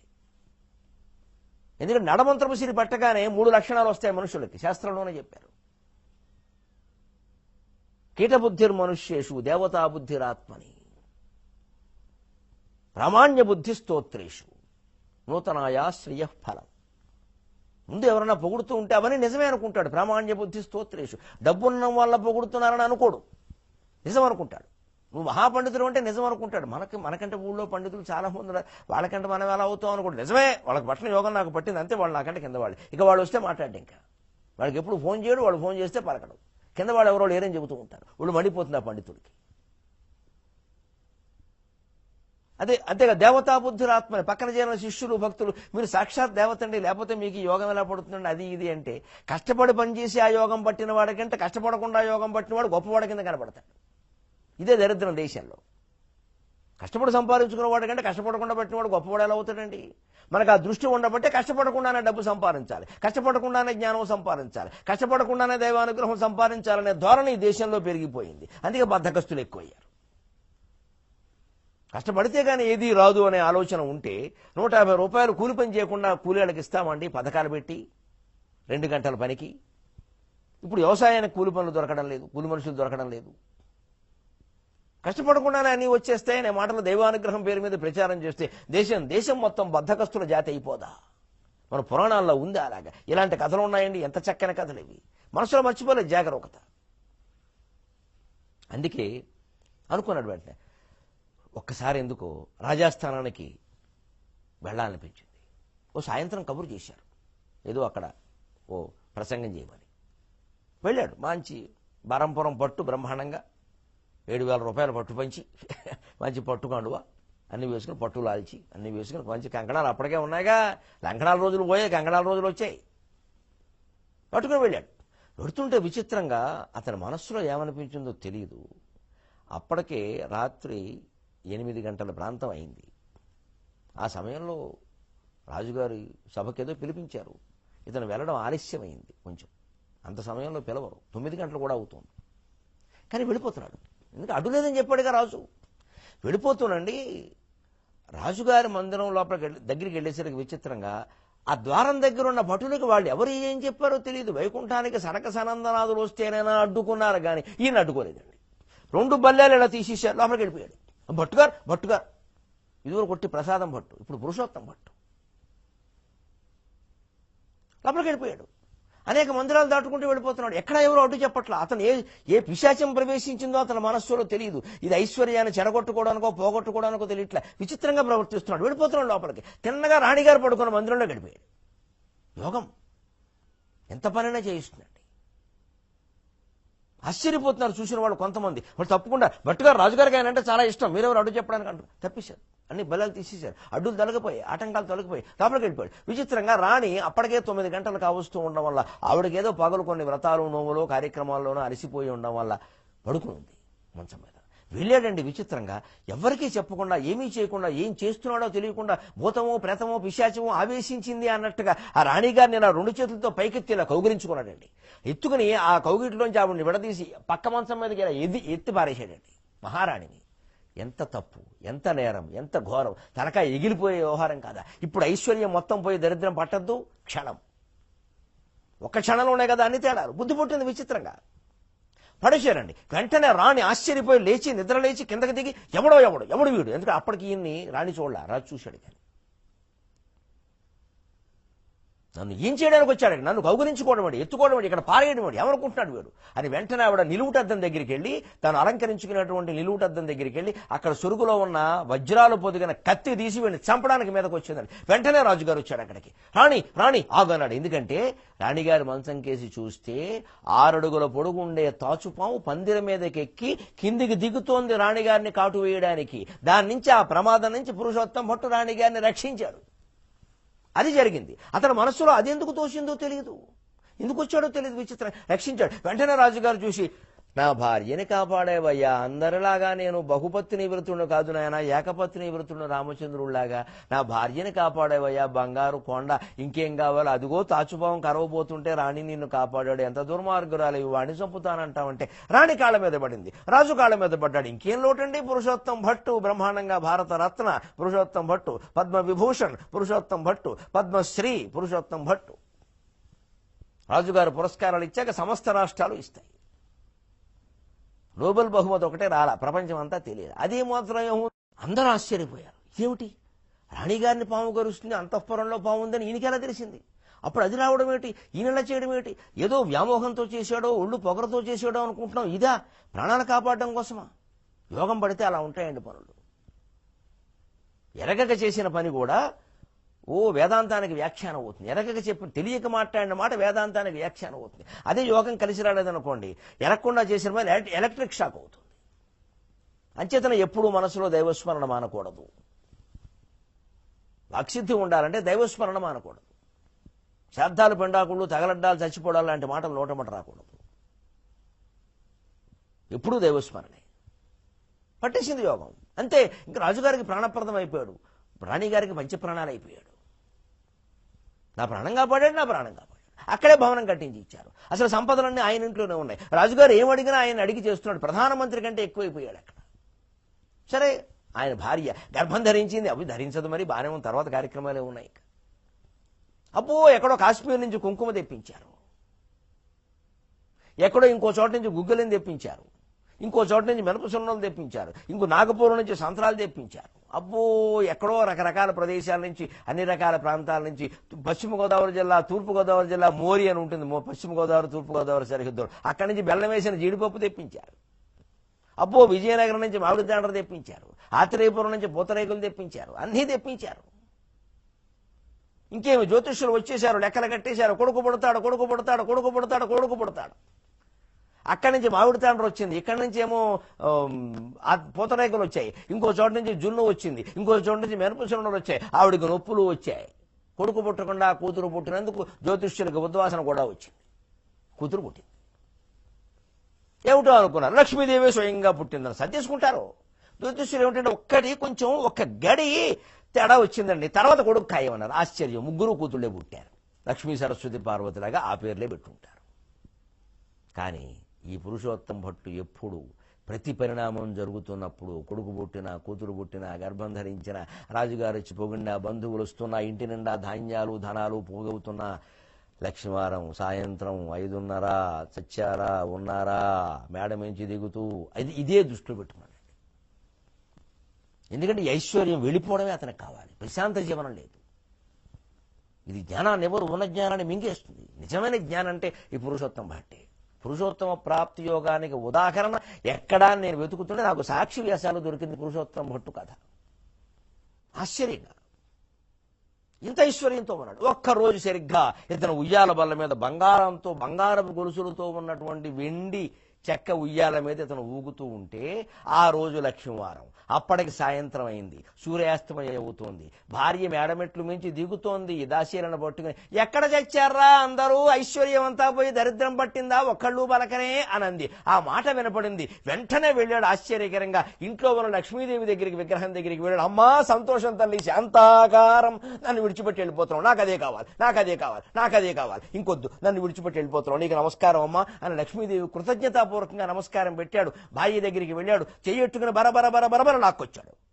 వంటింట్లోకి వెళ్ళాడు, ఎవ్వరు లేకుండా తలపించాడు. నీకు చెబుతున్నా, ఒక్క క్షణం విను, నా మాట విను, నా మాట విను, ఏమిటి అని అడక్కు, నేను చెప్పినట్టు చేయి, తక్షణం పుట్టింటికి వెళ్ళిపో, ఈ ఐశ్వర్యం అంతా పట్టుకెళ్ళిపో, ఈ ధనము కనకము వస్తువులు వాహనములు అన్ని పిల్లల్ని తీసుకుని నీ పుట్టింటికి వెళ్ళిపో, నీకు తెలియదు తర్వాత పరిణామాలు, నేను ఉత్తరం వేస్తా, నువ్వు వెళ్ళిపో, ఈ ఐశ్వర్యం అంతా తీసుకో, నీ ఇష్టం వచ్చినట్టు వాడుకో, తర్వాత ఎప్పుడో వస్తా, నిన్ను కలవడానికి వస్తా, నేనేం నీకు అన్యాయం చేయట్లా. భర్త లేకపోతే ఆర్థికంగా భార్య చాలా దెబ్బతింటుంది, భార్య లేకపోతే భర్త మానసికంగా దెబ్బతింటాడు, నేను మానసికంగా దెబ్బతిన్నా మంచిదే, నువ్వు ఆర్థికంగా దెబ్బతినద్దు, ఇల్లాలా నువ్వు నాకు దేవతవి, నువ్వు వెళ్ళిపో, నా మాట విను. అంటే ఏమిటండి, నేను ఎందుకు చెబుతున్నానో విను, నేను వివరాలు అడగద్దు, వెళ్ళిపో, ఈ రాత్రి వెళ్ళిపో అని రాజుగారి దగ్గర తనకు పలుకుబడి ఉండగానే ఒంటెద్దు బండి కట్టించాడు. గజాలు, ఒంటెద్దు బండి కర్మేమిటండి, ఏనుగులు, గుర్రాలు, లొట్టిపెట్టలు సమస్తంతో రాజుగారు ఏర్పాటు చేశాడు. ఏదో మళ్ళీ కొత్తగా గర్భం ధరిస్తే సూడిదలకి పుట్టింటికి పంపుతున్నట్టే పంపించేశారు.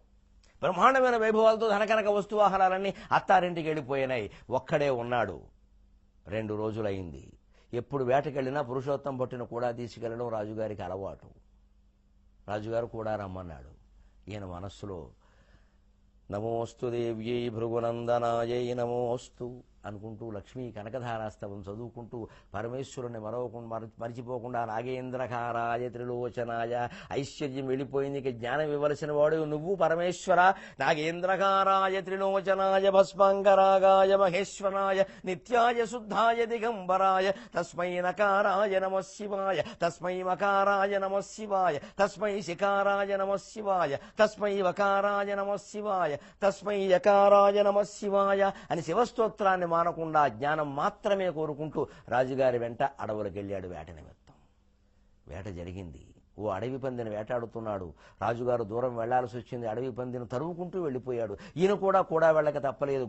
పక్క గుర్రం మీద వెళ్ళాడు. గుర్రపు స్వారీలు అవి అప్పటికే నేర్చుకున్నాడు, అందలాలెక్కాడు. అందుకని పక్క గుర్రం మీద ఈయన వెళ్ళాడు, రాజుగారు వెళ్ళాడు. వీరిద్దరూ చీమల దూరణ చిట్టడవులోకి, కాకుల దూరణ కారడవులోకి వెళ్ళిపోయారు. భయంకరమైన తుఫాను గాలి వీచింది, బ్రహ్మాండమైన వర్షం కురిసింది. సైన్యమంతా, ఏటకు కూడా వచ్చిన సైన్యమంతా ఎక్కడికి వెళ్ళిపోయారో తెలియదు. చెట్టుకొకరు పుట్టకొకరు అయ్యారు. చివరికి రాజు పురుషోత్తం భట్టు ఇద్దరు వాన వెలిశాక ఓ చెట్టు కింద కూలబడ్డారు.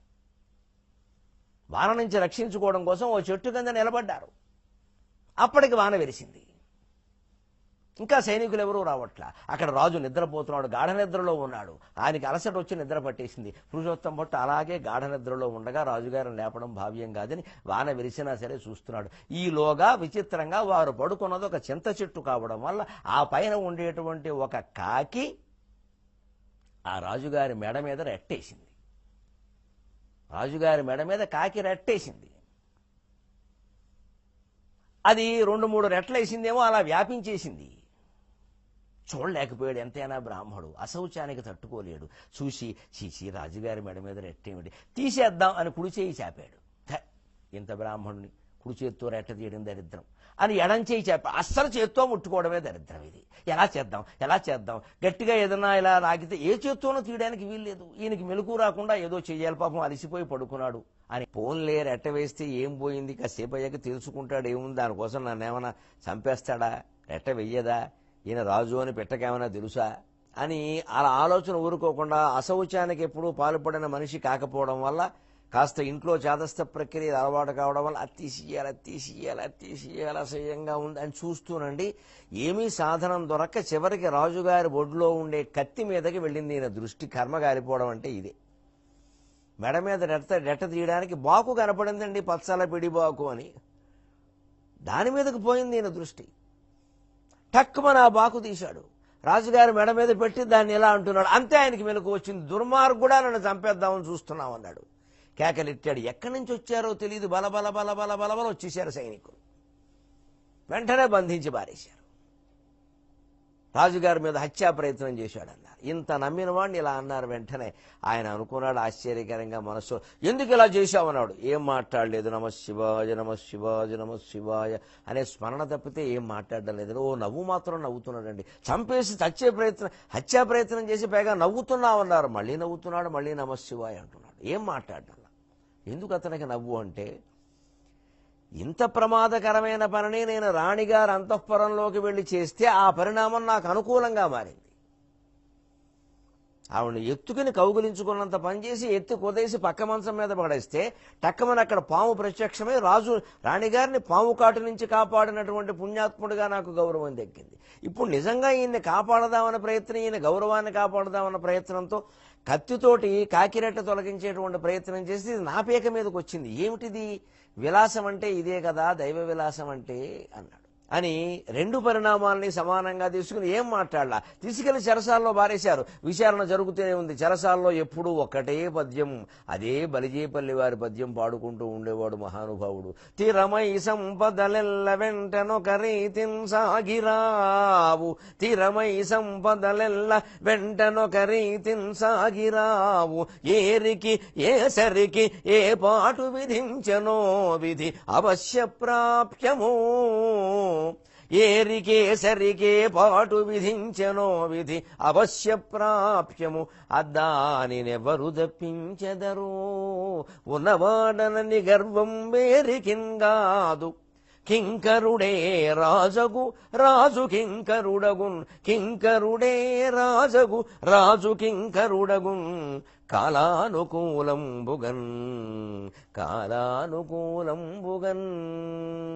బ్రహ్మాయే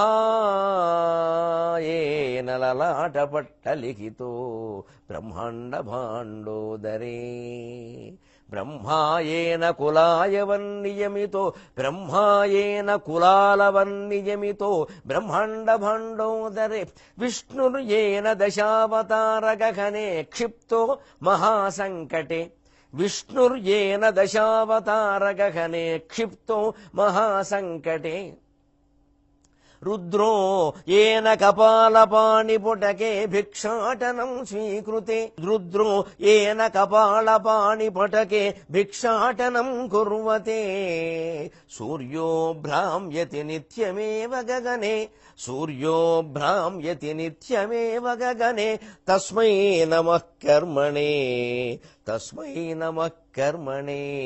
మనిషి కర్మ ఎంత గొప్పది, ఎంత పెద్దవాళ్ళనైనా, ఏ స్థాయిలో ఉన్న వాళ్ళనైనా, ఎన్ని జన్మలకైనా ఎలా పట్టుకుని తన ఫలితాన్ని అందిస్తుంది. ఏ కాలం కారణంగా, ఏ కర్మ కారణంగా బ్రహ్మదేవుడు కుమ్మరివాడిలాగా చేసిన కొండలే మళ్లీ చేస్తున్నట్టుగా పుట్టించిన మనుషుల్నే మళ్లీ పుట్టిస్తున్నాడు. ఏ కాలం కారణంగా, ఏ కర్మం కారణంగా విష్ణుమూర్తి దశావతారాలు ఎత్తినా ఇంకా ఆగకుండా అవతారాలు శిష్టరక్షణ దుష్ట శిక్షణ అంటూ ఎత్తుతూనే ఉన్నాడు. అనేక కష్టాలు అనుభవిస్తూనే ఉన్నాడు అవతారాల పేరు మీద. ఏ కాలం కారణంగా, ఏ కర్మ కారణంగా శివుడు సైతం బ్రహ్మహత్యా దోషానికి లోనై భిక్షాటనం చేసుకుంటున్నాడు. ఏ కాలం కారణంగా ఏకచక్ర రథం మీద సూర్యుడు నిత్యం గగనంలో సంచరిస్తున్నాడో ఆ కాల పురుషుడికి నమస్కారం, ఆ కర్మ ప్రణాళికకి నమస్కారం. ఆదిశక్తి రమేయాత్మ పరమా పవనాకృతి అనేక కోటి బ్రహ్మాండ జనని దివ్య విగ్రహ మిథ్యా జగదధిష్టాన ముక్తిదా ముక్తిరూపిణి లాస్యప్రియా లయకరి లజ్జారంభాది వందిత. ఇదే రకమైన ధ్యానంలో బ్రాహ్మణుడు ఒక్క క్షణం కాదండి, అన్ని క్షణాలు స్వాగతం. సామాన్య స్థితిలో ఉన్నప్పుడు దేవుడు ప్రసాదం తిని మాత్రమే బతుకుతున్నప్పుడు, సత్రం భోజనం మఠం నిద్రగా ఉన్నప్పుడు ఈ బ్రాహ్మణుడు నిరంతరం ఏ లలితాదేవిని మనస్సులో స్మరిస్తూ ఉన్నాడో, ఐశ్వర్యం చుట్టబెట్టినట్టుగా చుట్టుముట్టినా సరే ఈ బ్రాహ్మణుడు ఏ లలితాదేవిని స్మరిస్తూ ఆవిడ పాదార విందాలను ఎప్పుడూ మర్చిపోలేదు. ఇప్పుడు మళ్లీ చెరసాలలో మగ్గిపోతున్నప్పుడు కూడా అదే లలితాదేవిని స్మరిస్తున్నాడు. భవధావసుధా వృష్టి పాపారణ్య దవానల దౌర్భాగ్యతూలవాతూల జరాధ్వాంతర విప్రభ భాగ్యాబ్ధి చంద్రిక భక్త చిత్తకేకి ఘనా ఘన రోగ పర్వత దంభోళికి మృత్యుదారు కుఠారిక. అమ్మా, నేను కోరుకునేది ఒక్కటే తల్లి, అప్పుడే నాకు ఐశ్వర్యం వద్దన్నాను, నువ్వే ఇచ్చావు. నా ఎందు దయ ఉండడం వల్లే వెళ్ళిపోయే క్షణం చెప్పు. అందుకే భార్యా పిల్లలకి నా వల్ల నాకు పట్టిన కర్మ వాళ్ళకి పట్టకుండా, వాళ్ళకి అన్యాయం జరగకుండా ఐశ్వర్యవంతులుగానే వాళ్ళని పుట్టింటికి పంపించాను. ఆ దారిద్ర్యం ఏదో నేను అనుభవిస్తాను. నన్ను కట్టుకున్న పాపానికి నా ఇళ్ళకి పిల్లలకి అందున ఆడపిల్లలకి ఎందుకు వచ్చిన దారిద్ర్యం ఇది? అందుకని నన్ను కాపాడమని అడగడం లేదమ్మా, నీ స్మరణ మరిచిపోనీయకుండా చెయ్యి చాలు. ఎందుకంటే జన్మ మృత్యు జరా దుఃఖ జన విశ్రాంతి దాయిని, జన్మ మృత్యు జరా తప్త జన విశ్రాంతి దాయిని, సర్వోపనిషదుద్ఘుష్ట శాంత్యతీత కళాత్మిక స్వాత్మానందల విభూత బ్రహ్మాద్యానంద సంతతి తాపత్రయాగ్ని సంతప్త సమారాధన చంద్రిక. అటువంటి దివ్యనామాలన్నీ మనస్సులో స్మరించుకుంటూ ఏకాంతంగా నిన్ను స్మరించుకుంటూ ఉండడంలో ఆనందం ఉంది కానమ్మా, ఈ ఐశ్వర్యంలోనూ ఆనందం లేదు, ఈ దారిద్ర్యంలోనూ భయం లేదు, బాధ లేదు అని ఏకధాటిగా అమ్మవారి యొక్క స్మరణను విడిచిపెట్టకుండా అదే తృప్తితో అదే ఆనందంతో కనీసం ఐశ్వర్యం నా భార్యా పిల్లలకి చెందేలా చెయ్యగలిగాను, అది నా నుంచి పోకుండానే. ఈ రాజుగారి మెడ మీద కాకిరెట్ట కోసం కత్తి పెట్టవలసిన స్థితి నా భార్యా పిల్లలతో నేను ఇంట్లో ఉండగా జరుగుంటే నా భార్యతో సహా నన్ను అరణ్యాల పాలు చేసేవారు కదా, నాతో పాటుగా వాళ్ళనే పోషించాలి. అయ్యో వాళ్ళు నా వల్ల దరిద్రం పట్టిందే వాళ్ళకని నేను బాధపడవలసి వచ్చేది కదా. అంతకంటే తెలివిగా ఐశ్వర్యం జారిపోకముందే సమస్త ఐశ్వర్యాన్ని భార్యకి పిల్లలకి ఇచ్చేసి నా కర్మేదో అనుభవించడానికి నేను సిద్ధంగా ఉన్నానే. నిజంగా అమ్మవారు నన్ను కాపాడింది, అమ్మవారు నన్ను కాపాడింది, అమ్మవారు నన్ను కాపాడింది అనే స్మరణతో ఉన్నాడండి. కాపాడకుండా ఎలా ఉంటుందండి? ఒకటో విచారణ, రెండో విచారణ, మూడో విచారణ, ఎడతెగని అవినీతి కేసుల విచారణ ఉంటుంది చూడండి. 10 ఏళ్లుగా జరుగుతున్నాయి రాష్ట్రంలో. అలాగే జరిగింది. దేనికి కంగారు పడలా. ఎప్పుడైనా ఏమయ్యా ఎందుకు చేశావు అంటే శ్రీమాత్రే నమః శ్రీమాత్రే నమః నమః శివాయ నమో నారాయణాయ నమో నారాయణాయ అంటుంటే న్యాయమూర్తి ఏం చేస్తాడు? ఏమయ్యా నువ్వు చేసావా నారాయణమూర్తి చేశాడా? నాకు తెలియదండి. నమో నారాయణాయ, మీ ఇష్టం అండి, ఏ శిక్ష అయినా వేయండి అంతే. ఎందుకు చేసి నా కర్మకారింది నేను చేయడం ఏమిటండి అన్నాడు ఆయన. ఎందుకంటే చేయలేదంటే నమ్మరు. మెడ మీద కత్తి కనపడుతోంది, కాకిరెట్ట కోసం కత్తి పెట్టానంటే ఎవడు నమ్ముతాడండి? అంత పిచ్చాడు ఎవడు ఉంటాడు? ఈయనకి పిచ్చి ఆలోచన ఎందుకు వచ్చింది? పోలేదు పిచ్చి ఆలోచన అందామా అంటే మరి అది అంత ఆవేశంతోనే ఆ రాణిగారిని ఎత్తుకుని మంచం మీద పడేస్తే త్రాసుబాబు అక్కడ ప్రత్యక్షమై ఆయన చేసిన పని గొప్ప పని చేసింది. ఇక్కడ మంచి ఉద్దేశంతో మెడ మీద కత్తి పెడితే అది చెడ్డ పని అయింది. కాలం కర్మం కలిసి రాకపోతే పరిస్థితులు ఇలా ఉంటాయన్నమాట అని మాత్రం కాలాన్ని కర్మాన్ని మొత్తాన్ని చక్రం తిప్పినట్టు తిప్పగలిగినటువంటి అమ్మవారి పాదాలు మాత్రం ఆయన వదిలిపెట్టలేదండి. అదే కావలసింది కథలో కీలకం. విచారణ చేసి విసుగుచ్చి న్యాయమూర్తి అన్నట్ట, అయ్యా రాజుగారు మీరేం అనుకోవద్దు, వీడెవడో అమాయకుడండి, వీడికి దీంతో సంబంధం లేదండి, వాడు ఏం చెబుతున్నాడో కనుక్కోండి, అది నిజమేనండి బహుశా అన్నాడు. చివరికి రాజుగారు ఏకాంతంగా పిలిచి, నేను శిక్షించడానికి నాకేం మనస్సు రావట్లా, ఇప్పటికే 1 ఏడాది పైగా చెరసాల్లో ఉన్నావు, ఏమిటంటే మహారాజా జరిగింది ఇది, మీ ఇష్టం, రెట్టపడింది, నిజం, అది నాకేం దొరకలేదు, అందుకని కత్తి తీశాను, మీ ఇష్టం అంటే రాజుకి పాపం జాలేసి నిజమే ఉంటుంది, లేకపోతే ఈ పాటికి ఏవో చేసేవాడే కదా, నేరస్తుడైన వాడు అలా ఊరుకుంటాడా? నక్క ఒక చోట ఓడ వేసి ఇంకో చోట గౌరీ కళ్యాణం పాడుతుందా? నక్క ఎక్కడైనా నక్కే, నేరస్తుడు ఎప్పుడైనా నేరస్తుడే. వాడు బుద్ధి అలాగే ఉంటుంది. ఇంతవరకు ఏమీ చేయలేదు, పైగా అమాయకంగా అదే దైవ ప్రార్థన చేస్తున్నాడు అని సత్ప్రవర్తనలో ఉన్న వాళ్ళని వదిలేసినట్టుగా ఏ ఆగస్టు 15 చూసి వదిలేశాడు. వదిలేస్తూ ఒక్క మాట అన్నాడు, నీకేం కావాలో చెప్పు, ఎందుకో నీ మొహం చూస్తే జాలేస్తోంది. పూర్వంలా నేను నిన్ను గౌరవించలేను, కానీ ఏదైనా కావాలంటే ఇస్తాను, నీ భుక్తికి లోటు లేకుండా. నాకేం వద్దండి, ఒక్కసారి నేను ఏ ఇంట్లో ఉన్నానో ఆ ఇంటికి తీసుకెళ్ళండి, నాతో కూడా మీరు రండి అన్నాడు. ఎందుకంటే మళ్ళీ ఆ ఇంట్లోంచి ఏవో పట్టుకుపోతున్నామనే అనుమానం రాకుండా. అయ్యో తప్పకుండానయ్యా అని రాజుగారు కూడా వచ్చాడు. 7 మందిరాలు దాటుకుంటూ వెళ్ళారండి. వైకుంఠంలోకి వెళ్ళినప్పుడు సప్త ప్రాకారాల్లాగా ఆ లోపల గదిలోకి వెళ్ళాడండి. అక్కడ ఆ బ్రాహ్మడు రోజు సంధ్యావందనం చేసుకుని దేవతార్చన చేసుకునే పూజామందిరం పెట్టి ఉందండి. అక్కడ ఆ పెట్టి తీశారండి. ఆ పెట్టిలో కింద చెక్కతో చేయించిన ఓ సొరుగు ఒకటి ఉందండి. ఆ సొరుగు తీశారండి. అందులో ఓ చేతి సంచి ఉందండి, ఖద్దర సంచి, కాకి రంగులో 2-3 చిరుగులు ఉన్నాయి దానికి. దాంట్లో ఇంత లావులు ఉందండి అది. దాన్ని చూస్తే అందులో ఓ పంచె, ఓ చెంబు ఉన్నాయండి. ఆ పంచికి నక్షత్రాలు ఆకాశంలో ఎన్ని ఉన్నాయో అన్ని చిరుగులు ఉన్నాయండి. ఆ చెంబుకి అప్పటికే చిల్లులు పడడం వల్ల మాటేసిన చిహ్నాలు ఒక 5-6 కనపడుతున్నాయండి.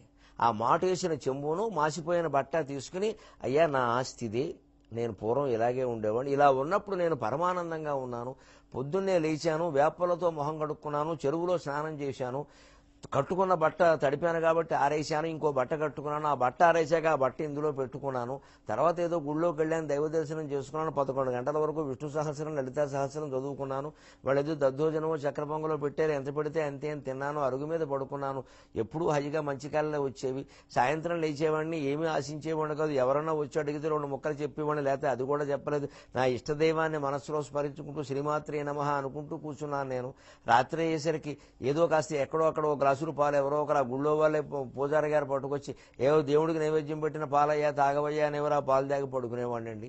హాయిగా గడిచిపోయిందండి 25 ఏళ్ల జీవితం. నాకంతా బాగా నడిచింది. చివరికి నా అంగాస్త్రం, నా చెంబు నాకు బారేస్తే దీనికి మీరు అభ్యంతరం చెప్పకుండా ఉంటే నాకేం అక్కర్లేదు అనుకుంటే ఆశ్చర్యపడ్డాడు రాజుగారు ఆ జ్ఞానానికి. ఇదండి పురుషోత్తం భట్టు కథ. లక్ష్మీ కటాక్షం అనేది ఇంత ఇబ్బంది పెట్టే విధంగా ఉంటుంది. మనం ఏదో కోరుకోగానే సరిపోలేదు దాన్ని. అందుకే ఎప్పుడు మనకి తాహతకు మించిన ఐశ్వర్యం వచ్చి చేరుతుంది అంటే చేరకుండా అడ్డుకట్ట వెయ్యాలి. చెరువులోకి నీరు ఎక్కువ వచ్చేస్తే ఎంత ప్రమాదం, కట్ట తెగిపోతుంది, ఉన్న నీరు కూడా పోతుంది. అందుకే ఎప్పుడు పూడికి తీయడం అంటారు. చెరువుల్లో నీరు విపరీతంగా వచ్చేలా చేయకూడదు. మనిషికి ఐశ్వర్యమేనా అంతే, ఎప్పటికప్పుడు వెళ్ళిపోతూ ఉండేలా చూసుకోవాలి. పెరిగిపోతుంది, దానమో ధర్మమో చేసేద్దాం, ఏదో రకంగా ఖర్చు పెట్టేసుకుందాం, అయిపోయింది, గొడవలేదు. మన భోగాలకే కాదు, దానం ధర్మం ఖర్చు పెట్టింది కడుపుకి అరిగిపోతుంది, దానం ధర్మం చేసింది జన్మజన్మలు కలిసి వస్తుంది. ఇచ్చేద్దాం, అర్హులు ఎవరో వాళ్ళకి ఇచ్చేద్దాం. ఊరికి ఉన్నవాడికే ఇవ్వడం కాదు, పట్టుకెళ్ళి వద్దు మొర్రో అంటుంటే, లేని వాళ్ళకి ఇచ్చేద్దాం. ఎవరు అరువులు చేస్తున్నారో, ఎవరు బాధపడుతున్నారో వాళ్ళకి ఇచ్చేద్దాం. దాన్ని తెలుసుకోవాలి, అదే చేసుకోవాలి. లేకపోతే ఆశలు పెరిగిపోతాయి. 100 వేయి కోరు చెబుతోంది తరంగం. మధ్యలో కథ చెప్పానయ్యా కవి, ఏమనుకోకు, ఇప్పుడు విను అసలు పద్యం అని. 100 వేయి కోరు, 10 100 లక్షలు గోరు, లక్షలున్నందుకు తృప్తి లేక పైన అర్బుద కర్వని కర్వ శంకువుల్ పొందగోరు, ఆపైని భూపతి పీఠము గోరు, స్వర్గమే అందిన తృప్తి నొందడు మహాపద సంపద రూపమెత్తెనో. 100 రూపాయలు మాత్రమే సంపాదించే రోజుల్లో, రోజుకు అనుకోండి, రోజుకు 100 మాత్రమే సంపాదించే రోజుల్లో మనిషి ఏమిటో నెలకు 3,000 ఏమి సరిపోతాయి, పోషించుకోవడం కష్టంగా ఉంది. అటువంటిది రోజుకో 1000 రూపాయలు ఉంటే అద్భుతం అనుకుంటాడు. అంటే 30,000 రూపాయల ఆదాయం వచ్చే ఉద్యోగమో పనో ఏదో దొరికింది అనుకోండి. 10 100 లక్షలు గోరు, నాది ఒక ఆదాయమా, నెలకి 30 లక్షలు సంపాదించే వాళ్ళు ఉన్నారంటాడు. కనీసం ఏడాదికి 30 లక్షలు సంపాదించే వాళ్ళు ఉన్నారండి అంటాడు. లక్షలు ఉన్నందుకు తృప్తి లేక పైన అర్బుద కర్వ నికర్వ శంకువులు పొందగోరు. అర్బుదమబ్జం కర్వ నికర్వ మహాపద్మశంకవస్తస్మాత్ అని నిధులు, మనీ యూనిట్స్, ద్రవ్యానికి ప్రమాణాలు. ఏదో 1000 రూపాయల నోటు, ఇంకా ఏదో 2000 రూపాయల నోటు కూడా ముద్రిస్తున్నారట. 5000 రూపాయల నోటు, 10,000 రూపాయల నోటు లాగే ఇవన్నీ మనీ యూనిట్స్ అండి, ద్రవ్య ప్రమాణాలు. అర్బుదం అంటే ఏదో 100 కోట్లు అంటారు, అబ్జం అంటే ఇంకేదో 1000 కోట్లు అంటారు. అలా లెక్క అనమాట. అనంతం వరకు ఉందండి, ఇంక దానికి అంతు లేదు. అలాగా అర్బుదాలు, అబ్జాలు, కర్వాలు, నికర్వాలు, శంఖాలు, శంకువులు ఆ లెక్కలో వచ్చి పడుతున్నా సరే తృప్తి కలగదండి. వెంటనే ఏం చేస్తాడు, డబ్బు ఉంటే సరిపోయింది ఏంటండి, ఇంత డబ్బు ఉంది, ఎవడో పరిపాలిస్తున్నాడు, ఎమ్మెల్యే కింద ఎవరో ఉండబెట్టండి, నియోజకవర్గంలో ఇంత డబ్బు ఉన్నవాడు నేను ఉండాలి, ఎంతసేపు కింగ్ మేకర్ అయినా వాళ్ళు వచ్చి చందాలు పట్టుకుపోతున్నారు మన దగ్గర, మనమే అవుదాం ఈసారి ఎమ్మెల్యే అనుకుంటాడు. ఎందుకంటే డబ్బు ఖర్చు పెట్టగలడు కాబట్టి. అందుకే లక్షలు ఉన్నందుకు తృప్తి లేక పైన అర్బుద కర్వ నికర్వ శంకువులు పొందక కోరు, ఆ పైన భూపతి పీఠము కోరు. శాసనసభ్యుడైన వాడు ఊరుకుంటాడా, ఎంతసేపు అండి ఇలాగా, ఇప్పుడు 2 సార్లు ఎగ్గామే, మంత్రి పదవి ఎవరు మనకి అని తన కులం వాళ్ళని రెచ్చగొడతాడు, మా కులానికి ప్రాతినిధ్యం లేదని. ఆ తరఫున వీడు మంత్రి అవుతాడు. మరి అప్పుడు ఊరుకుంటాడా, ముఖ్యమంత్రి అవ్వకూడదా అంటాడు, ఎంతో నాకు అనుభవం ఉందంటాడు. ముఖ్యమంత్రి అయితే ఊరుకుంటాడా, ప్రధానమంత్రి అవ్వాలంటాడు. అంతటితో ఊరుకుంటాడా, అమెరికా అధ్యక్ష ఎన్నికల్లో పోటీ చేసే అవకాశం ఉందేమో అడగమంటాడు. మనంత పనికి మాలిన వాళ్ళు కాదు, వాళ్ళ దేశపు అధ్యక్ష ఎన్నికలు అక్కడ పుట్టినవాడే పోటీ చేయాలి. ఇథియోపియాలో పుట్టిన వాళ్ళు, ఇటలీలో పుట్టిన వాళ్ళు పోటీ చేయడం మన దగ్గర ఉంటుంది కానీ వాళ్ళ దగ్గర ఉండదు. వాళ్ళ రాజ్యాంగాలు గట్టిగా ఉంటాయి. ఖచ్చితంగా అమెరికాలో పుట్టుండాలి వాడు, ప్రధానమంత్రి అధ్యక్ష పదవికి వెళ్ళాలంటే అంతే. అందుకే అంటాడు, మన ఇండియా కూడా కుదరదా, ఓసారి చూడవా, అడగరాదు, ఫోన్ చేయి అంటాడు. ఫోన్ చేయడమే, ఇంకా విలితే ఫోన్ ద్వారా అమెరికా ప్రెసిడెంట్ అయిపోదామని. అలా ఉంటాయండి ఆశలు. అందుకే ఏముంటుందంటే తరంగం ఇక్కడ, స్వర్గమే అందిన తృప్తి అందడు. చివరికి వీడిని తీసుకెళ్లి నహుషుణ్ణి కూర్చోబెట్టినట్టు దేవేంద్రుడి పీఠంలో కూర్చోబెట్టినా అక్కడ మళ్ళీ దేవేంద్రుడు భార్య కోసం అడ్డగోలు ప్రయత్నాలు చేసి ఆ పదవి కోల్పోయి కొండ చిలువై కింద పడతాడు కానీ వీడికి తృప్తి ఉండదు. అందుకే ఇది సంపద కాదు ఆపద అంటోంది తరంగం. మహాపద సంపద రూపమెత్తెను. డబ్బు పెరుగుతోందంటే మనం అందరం జాగ్రత్త పడాలి. సక్రమమైన సంపాదనలోనే ఇంత జాగ్రత్త పడాలి అని కావ్యాలు, శాస్త్రాలు, పురాణాలు, వేదాలు అన్నీ చెబుతుంటే అక్రమంగా ఎలా సంపాదిస్తారండి? ఏం చేసుకుంటామండి అసలు? నిజంగా సంపాదిస్తున్న వాళ్ళు ఎవరైనా ఒక్కసారి 10 నిమిషాలు కూర్చొని మనం ఏం అనుభవిస్తున్నాం, ఇందులో ఇన్ని వ్యాపారాలు ఉన్నాయి, ఇన్ని సంస్థలు ఉన్నాయి, విదేశాల్లో కూడా వ్యాపారాలు ఉన్నాయి, ఇతర రాష్ట్రాల్లో ఉన్నాయి, ఎవరు చూస్తున్నారు, ఏమవుతున్నాయి, మనం ఏం తిరగలుగుతున్నామా? ఎందుకు ఈ తలనొప్పి అంతసేపు ఈ ఫోన్లు, ల్యాప్టాప్లు పెట్టుకుని కూర్చోవడమే కదా. ఇన్ని లేకుండా ఏదో ఒక కిరాణం కొట్టుంటే సరిపోదా? అసలు అక్కడ అమ్మినంత చింతపండు అమ్ముతాం, లేకపోతే ఓ బెల్లం మొక్క మనమే తింటాం. ఏమైంది ఇప్పుడు అని ఆలోచన చేయొద్దండి అసలు. అది కదండి జీవితం అంటే. మా ఊళ్ళో బండి రావణ అని ఒక కిరాణం వర్తకుడు ఉండేవాడు మా చిన్నతనంలో. ఎప్పుడు అతని దగ్గర తీసుకునేవాళ్ళం. అతను ఈ ఆదివారం నాడు సంతకెళ్ళి మొత్తం ఈ సైకిల్ నిండా మొత్తం సామాన్లు పట్టుకొచ్చేవాడు. హోల్సేల్ సామాన్లు కొనడం, మా ఊళ్ళో అమ్మడం. ఓసారి నేను అదే సమయంలో తాడేపల్లిగూడెంలో కాలేజీ నుంచి ఇంటికి ఎడుతున్నాను. అతను పక్కనే ఉన్నాడు. నేను రావణ ఇన్ని సరుకులు కొన్నావు, కిరాణం, కందిపప్పు కొన్నావు, మినపప్పు కొన్నావు, వేరుశనగపప్పు కొన్నావు, అన్ని కొన్నావు, బియ్యం ఏవో మూటలు కొన్నావు, సైకిల్ నిండా పెట్టావు, నీకోసమే ఆనో కొనుక్కున్నావా, ఇందులో ఏమైనా తింటావా అన్నాడు. నేను అయ్యి బాబు పంతులు చిత్రమైన ప్రశ్న వేసేవయ్యా అని అనియండి. సైకిల్ ఆపి, సరే అప్పుడు మా రోడ్డు దగ్గర ఎక్కడైనా ఆపొచ్చు, రకరకాల కారణాలు కావచ్చు, అందుకని ఇద్దరం ఆపి సైకిల్ తీసి కారపూస పొట్లం చూపించారండి మా బండి రావణ నాకు. కారపూస పొట్లం మంచి సన్నగా ఉంటుంది పంతులో కారపూస, తాడేపల్లిగూడెం వంతెన దగ్గర దొరుకుతుందండి అక్కడ, అది నాకు ఇష్టం, నా కోసం ఇది ఒక్కడే కొనుక్కున్నాను అని చెప్పి అక్కడ నిలబడి అది తిన్నాడండి. ఈ మొత్తం కిరాణా వ్యాపారంలో అతను తృప్తిపడింది ఎక్కడ అంటే ఆ సన్నకారపూస కొనుక్కుని తిండాలో. నాకు ఇవాళ 100 కోట్లు సంపాదించి జైళ్ల పాలైనటువంటి మహానాయకుల కంటే మా బండి రావణ చాలా గొప్పవాడు అనిపిస్తాడు. పావుల కారపూస సంతృప్తి పడ్డాడు. వ్యాపారస్తులు ఉన్నారండి, ఎప్పుడు ఉన్నారండి, కానీ సంతృప్తిగా వ్యాపారం చేశారండి, ప్రజలను దోచుకోలేదండి. మరి ఇవాళ ప్రతిదానికి దోచుకుంటున్నాం మనం. సబ్బు తయారు చేయడానికేమో రూపాయి పడుతుంది, సబ్బు 50 రూపాయలు అంటాడు, 49 రూపాయలు ఎవరికి పోతున్నాయి? ఇది కదా వ్యాపారం. ప్రకటనలు. దీనికోసం సినిమా నటీమణులు అర్ధనగ్నంగా, వారికి లక్షలు వస్తున్నాయి, మనకి ఇక్కడ జబ్బులు వస్తున్నాయి సబ్బులు రుద్దుకుంటే. ఇదే జరుగుతున్నది. అందుకే ఎప్పుడు వ్యాపారం ఎలాంటిదో చెబుతోంది సాగర ఘోష. ఆశకు ఆశయమునకు అంతరమింతయునంతగాను. కవి ఆశ వేరు, ఆశయం వేరయ్య. ఒక అక్షరం చేరిస్తే మొత్తం మారిపోతుందయ్యా. సన్యాసి అని యావత్తుంటే ఆ అర్థం వేరు, సన్నాసి అని యావత్తు తీసి నావత్తు పెడితే అర్థం వేరు. శాతకాన వాడిని సన్నాసి అంటారు, సర్వసంగ పరిత్యాగిని సన్యాసి అంట. అలాగే ఇది ఎంత ఆశ వేరు, ఆశయం వేరు. ఆశకు ఆశయమునకు అంతరమింతయునంతగాదు, లాభాశయొకండు తప్ప ఒక ఆశయముండదు వర్తకంబునందు. లాభాశయొకండు తప్ప ఒక ఆశయముండదు వర్తకంబునందు. ఆశ విచిత్రపాశమగు, ఆశ విచిత్రపాశమగు, అందున బంధితుడైన వాడు దిగ్దేశములన్నీయుందిరుగు. ఆశ విచిత్రపాశమగు, అందున బంధితుడైన వాడు దిగ్దేశములన్నీయుందిరుగు. దేహళి వీడడు ముక్తుడైనచో. ఇక్కడ సంస్కృతంలో ఉండే ఒక శ్లోకాన్ని తెలుగు చేశాను నేను. ఆ భావాన్ని ఒక 2 పంక్తుల్లో, చాలా గొప్ప భావం అని నాకు అనిపించి సంస్కృతంలో సుభాషితాల్లో ఉండే ఒక శ్లోకాన్ని తెలుగు చేశాను. 2 పంక్తుల్లో 2 పంక్తులు వేరే. ఆశకు ఆశయమునకు అంతరము ఎంతయునంతం కాదు. ఆశకి ఆశయానికి హస్తిమశక అంతరం ఉందయ్యా. ఏనుక్కి దోమకి ఉన్నంత తేడా ఉంది. ఆశ వేరు, ఆశయం వేరు.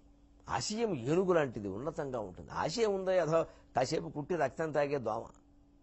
ఆశ పనికిరాదు, మనిషికి ఆశయం ఉండాలి. సమాజాన్ని బాగు చేయాలి, తద్వారా నేను బాగుండాలి.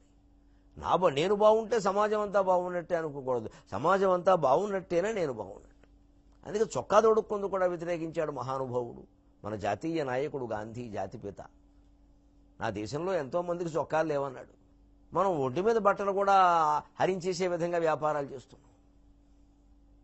అటువంటి వ్యాపారాలు మానుకుందాం. వ్యాపారం అంటే ఎలా ఉండాలి, లేదా ఆశ ఏ రకంగా మనిషిని బంధిస్తుంది, ఆశ గురించి సంస్కృతంలో ఉన్న శ్లోకం ఏమిటి, అది ఏ రకంగా మనం తెలుగులో చెప్పుకోవాలి. ఆశకు ఆశయమునకు అంతరమింతయునంతగాదు, లాభాశయొకండు తప్ప ఒక ఆశయముండదు వర్తకంబునందు. ఆశ విచిత్రపాశమగు, అందున బంధితుడైన వాడు. ఆశ విచిత్రపాశమగు, అందున బంధితుడైన వాడు దిగ్దేశములన్నీయుందిరుగు. దేహళి వీడడు ముక్తుడైనచు. ఆశకి ఆశయానికి చాలా తేడా ఉంది. ఏ వృత్తి చేసినా మనం ఒక ఆశయంతో చేయాలి, ఆశతో చేయకూడదు. కర్మణ్యేవాధికారస్తే మా ఫలేషు కదాచన అని భగవద్గీతలో చెప్పడంలో ఉద్దేశం అది. వ్యాపారం చేయి, వ్యవసాయం చేయి, ఉద్యోగం చేయి, ఏ పని చేయి ఆశయంతో చేయాలి. దీనివల్ల దేశానికి మేలు జరుగుతుంది. ఆ మేలు ముందు జరగాలి, నాకు ప్రయోజనం తర్వాత జరగాలి. మన తాపత్రయమంతా ఆ మేలు జరగడానికి. అసలు ఆ మేలు చేసేటువంటి అవకాశం మనకి భగవంతుడు ఇవ్వడమే గొప్ప విశేషం. వైద్యులు వైద్య వృత్తిలో చేరే ముందు ఒక ప్రమాణం చేయిస్తారండి వారి చేత, దేవుడి దగ్గర. భగవంతుడా, ప్రజల రోగాల మీద ఆధారపడి నేను బతకవలసి వస్తున్నందుకు చాలా సిగ్గుపడుతున్నాను.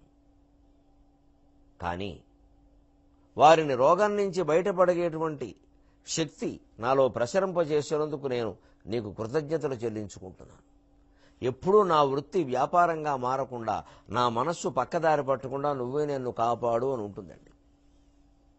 ఎంబీబీఎస్ చేసిన ప్రతి వైద్యుడి దగ్గర ఈ పత్రం ఇలా ఉండాల్సిందే. కొంతమంది దాన్ని బయట పెడతారు, కొంతమంది ఎక్కడో లోపల వారేస్తారు. దాని మీదే దృష్టి ఉన్నవాళ్ళు దాన్ని బయట పెడతారు. అంతేకాదు, ఇంకా నిజాయితీ కలిగినటువంటి వైద్యులు కొంతమందిని చూశాను నేను, మహానుభావుల్ని. పేషెంట్స్, రోగులు కూర్చున్న చోట పెడతారు ఈ ప్రమాణపత్రం. అది చూడగానే వాళ్ళకు ధైర్యం వస్తుంది, ఈ డాక్టర్ గారు వ్యాపారం చేయడరా బాబు అని. రోగులు కూర్చునే మందిరంలో పెట్టారు, నేను చూశాను. మా కాకినాడలో వాటరేవు సుబ్బారావు గారు ఉన్నారు, మహానుభావుడు నిజంగానే, పిల్లల వైద్యులు. ఆయన పేషెంట్స్ కూర్చున్న చోట పెట్టారు హాల్లో. అక్కడ చదివాను నేను ఇది. ఏమిటంటే ఇదన్నా, మేము చేరినప్పుడు మా చేత ప్రమాణం చేయిస్తారండి అని. అక్కడెందుకు పెట్టారన్న, అది వాళ్ళందరూ చూస్తారంటే నేను జాగ్రత్తగా ఉంటాను కదా అన్నాడు ఆయన. నిజంగా మహానుభావుడు అయ్యా అన్నాను. అదే పద్ధతి. మన వృత్తిలో మనం జాగ్రత్తగా ఉండాలంటే బహిరంగంగా కూడా ఇలా కొందరికి మనని ప్రశ్నించే అవకాశాన్ని ఇవ్వాలి. నువ్వు నన్ను ప్రశ్నించడానికి కాదు, దేవుని మీరు చెబుతున్నారు కదా, మీరు చెప్పినట్టుగా మీరు ఎందుకు ఉండట్లేదంటే మేము జవాబు చెప్పాలండి.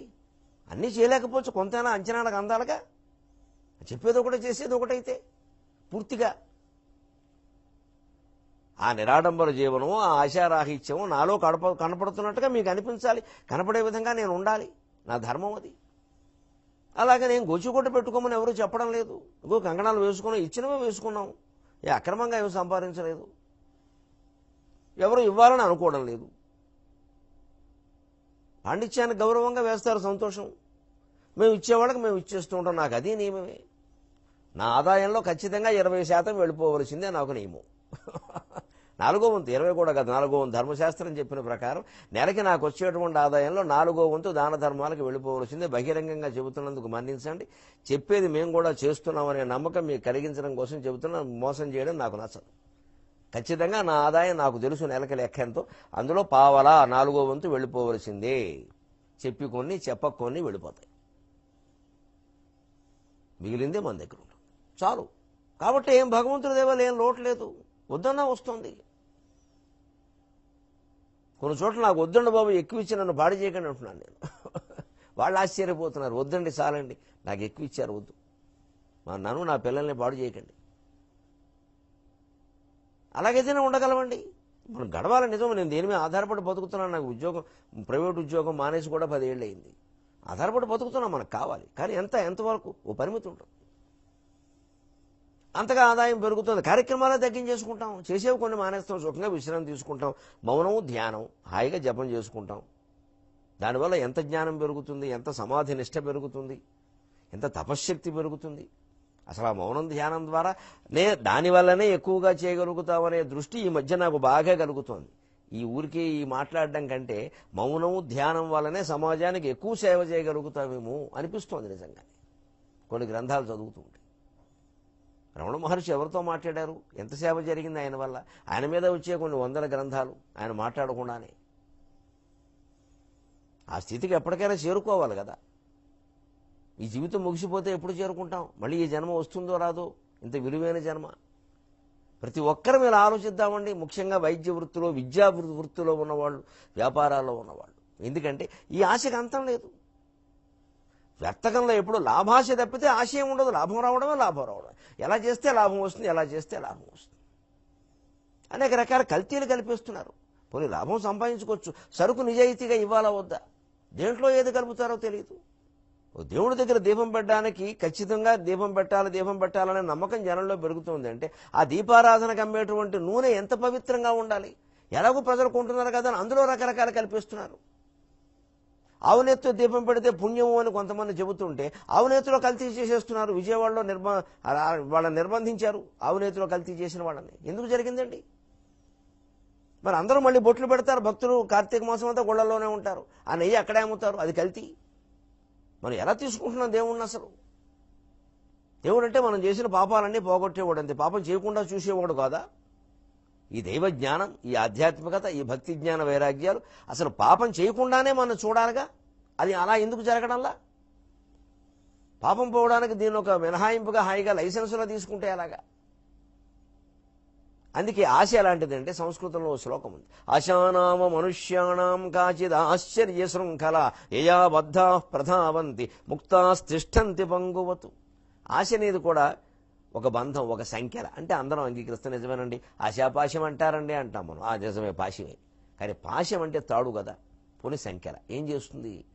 ఆ పాశంతో ఎవరిని మనం కట్టేశామో అంటే ఆశాపాశ బద్ధుడైన వాడు ఎక్కడికి కదలలేడు, అక్కడే ఉండాలి. పాశబద్ధుడయ్యాడుగా. మామూలుగా తాడుతో ఎవరినైనా కట్టేసామనుకోండి, వాడు అక్కడే ఉంటాడు.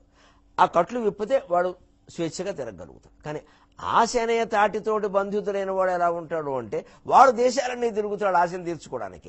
ఆశ లేనివాడు హాయిగా ఓ చెట్టు కింద కూర్చుని నమ శివాయ నమ శివాయ నమ శివాయ అని మనం ఎదురుకు చెప్పుకున్న పురుషోత్తం భట్టులో ఉంటాడు. ఇది ఆశ విచిత్ర పాశమగు అందున బంధితుడైన వాడు దిగ్దేశములన్నీ తిరుగు. ఆశ అనేది విచిత్రమైన పాశమయ్యా. ఆ ఆశాపాశంతో బంధితుడైన వాడు దేశాలన్నీ తిరుగుతాడు. దేహలి వీడడు ముక్తుడైనచో, ఆశ నుంచి విముక్తుడైన వాడు గడప దాటి వెళ్లాల్సిన పని లేదని సుఖంగా ఇంట్లోనే ఉంటాడు. వచ్చిన దాంతోనే సంతృప్తి చెందుతాడు. ఉన్ననాడు ఉగాది, లేనినాడు శివరాత్రి అనుకుంటాడు. సుఖంగా గడిపేస్తాడు జీవితాన్ని. ఇలాగా వర్తకం పేరు మీద ఆశ దురాశ, అత్యాశ దురాశగా మారింది. దాంతో ఇంకా అన్ని అవలక్షణాలు వచ్చేస్తాయి. ఒక దురాశని, అత్యాశని మనం జయించగలిగితే మనకి వాక్సిద్ధి వస్తుందండి. జ్యోతిష్శాస్త్రంలో చెబుతారు. ఇటీవల నాకు సిద్ధాంత గారు చెప్పారు పాలకొల్లులో. మంచి మాట కాబట్టి అందరికీ చెబుతున్నా.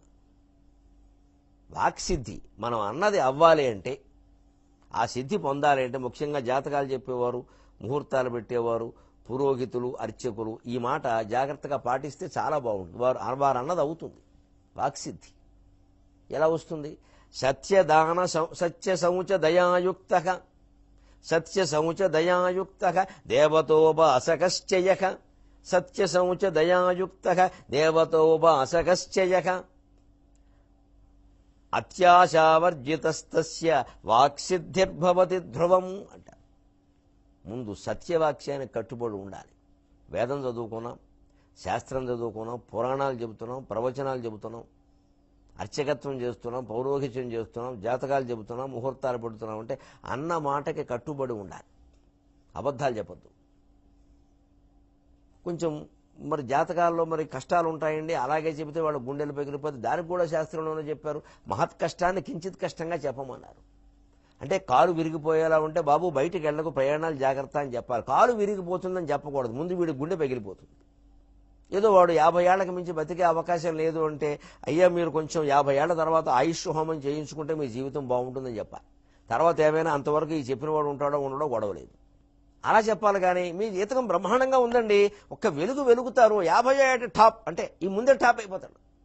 ఇంకా వాడు కొంచెం కోపిష్టి పడితే వీడిని టాప్ చేసేస్తాడు. ఇలా చెబుతావా అని.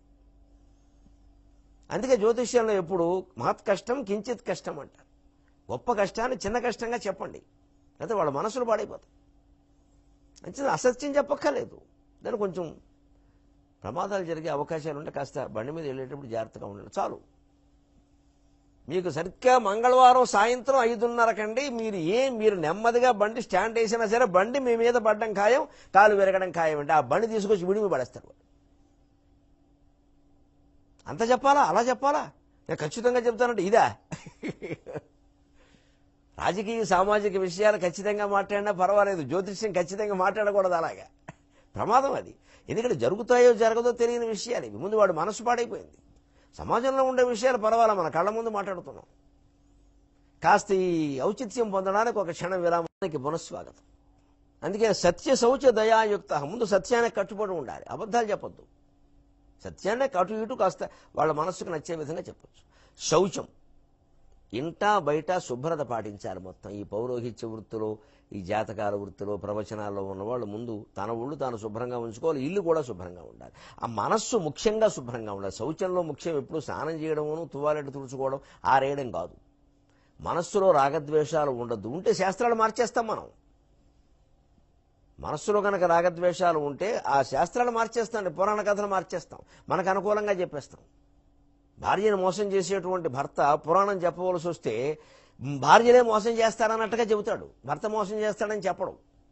ఎందుకంటే అలా చేస్తే వాళ్ళ ఆవిడ వీడు మోసగాడు అనుకుంటుందేమో అని బెంగ మార్చేస్తాడు.